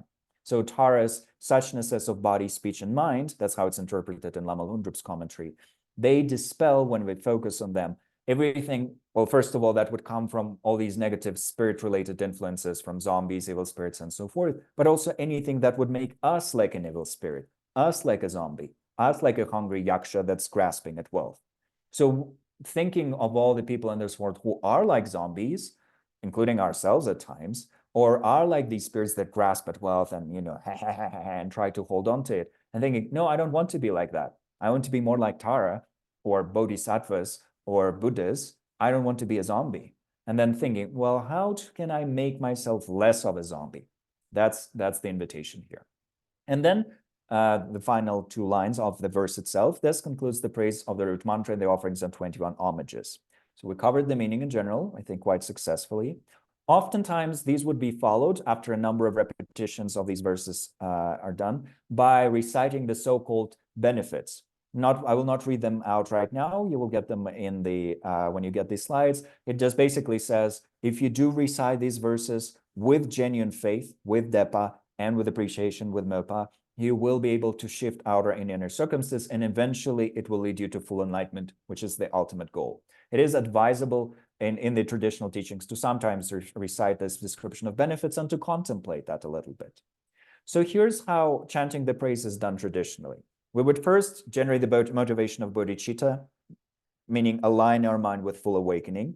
Imagine Tara in the space in front, just like we did in that visionary realm where we're connecting to her and her qualities and seeing her as a window. And then with Depa and Milpa, we will chant. So we can chant by simply reading the verses out without any actual melody. We can chant by chanting the chantable versions. There are chantable versions in English, at least two that I'm familiar with. One of them is included in the slides, you will see. We can chant in Tibetan. There are wonderful chanted versions performed, for example, by Anichang Drolma and Lama Tenzin Sangpo. A link to that is included in the reference list. We can chant them in other languages. I think there's a German chantable version, maybe a few others. So we chant that, and eventually after we've done a number of repetitions, it is advisable to then recite the root mantra Om Tara Tu Tara Tur Swaha a number of times. The junior tutor to His Holiness the Dalai Lama, Trungpa Rinpoche, in one of the Tara texts that he wrote, said, well, the praise and the mantra should never be separated. So if you're reciting the praise, recite some of the mantra. If you're reciting the mantra, recite a bit of the praise. It's best to always keep them close to each other. So that's the advice coming from this lineage master. And sometimes when all of that recitation is done, there are some visualizations to do, like imagining that a replica of Tara is dissolving into us with each repetition of each verse, or that light and nectar come in and dispel everything that is bad, bringing in everything that is good. But the main thing, though, is to maintain faith and openness and appreciation. If that is done, whether we do specific visualizations with nectar, light, and so on, is secondary. The main thing is to just establish the foundational quality of feelings and trust. If we like visualizations, we can add them on top of that. And then towards the end, once we have done all of it, we dedicate the energy of the recitations. In some meditations, we would also imagine the Tara melts into us and we rest in non-dual union. That's always very beneficial. But if not, we just think of all the positive potential that we've created and we dedicate it to uncovering the qualities of Tara within ourselves. And since we've reached the end of the session, this is exactly what I'm going to suggest we do as well. We can think for a moment of all the time we've spent together and these very elaborate discussions, which at times might have been overwhelming in that, why is he speaking so fast? And why are there so many words in this praise and whatnot? Totally valid. Over time, it will all resolve itself, because if we keep working with the praise or with Tara or with all these teachings, everything becomes more clear and understandable. Shantideva said that there's nothing that doesn't become easier with familiarity. So the same thing applies here. But we've already collected some positive seeds. Let's mentally dedicate them so that each being may indeed, like Tara, become less like a zombie, more like an enlightened being, more skilled in the six perfections, more skilled in mindfulness and vigilance and understanding and generosity and compassion, so that we all might uncover our amazing Tara nature. May it bring benefit to the entire world. May we embody the activities of Tara in this world as well. With that, we're also dedicating the energy to the long life of the amazing lineage holders in this world. May they live long and spread the teachings of Tara and the teachings of the Buddha in general. In the chat, I'll drop the link to the Tara reference page that I made. Hopefully, it will be of benefit. It contains links to most of the things, all of the things I've mentioned. But I'll also ask Maggie to send it out to you along with the recording and along with the slides from this session in case you want to keep playing with them. And there are some guided meditations there and chantable versions of the 21 praises and many things like that. And as a final note, there are two more courses that I'm teaching this year with Tibet House. One is an elaborate course on connecting loving kindness and prana related practices. So Tara actually has a lot to do with that, and we will talk about her as well. And that's a month-long course. And another course is a very elaborate course in cultivating emotional balance. It's a 42-hour-long training created upon the request of His Holiness the Dalai Lama by Paul Ekman, Eve Ekman, and Alan Wallace. And that is something that I very much recommend as well. It's about mastering the energy of our emotions and redirecting it towards wisdom and compassion.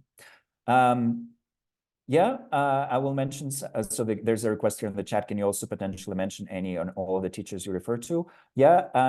Actually, in the reference page at the bottom, there's a reference to an amazing online Tara program that takes you through almost the entire path of Tara practice over multiple years. It was developed by Chökyi Rinpoche, who's one of my primary mentors. There are references to commentaries by other teachers that I mentioned today, links to the books themselves, and so forth.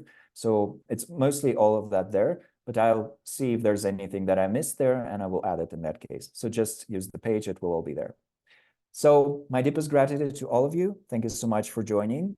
This was very joyful for me personally. I love talking about Tara practice, and I wish I had a chance to do that more. It's been lovely to see so many old friends and to make many new ones. So may Tara keep guiding all of us. And yeah, we'll meet her in her forest one day. Thank you so much. Thank you, Lobsang, so much for this session, and thank you everyone for joining us. I hope you all have a wonderful week ahead of you. Take care.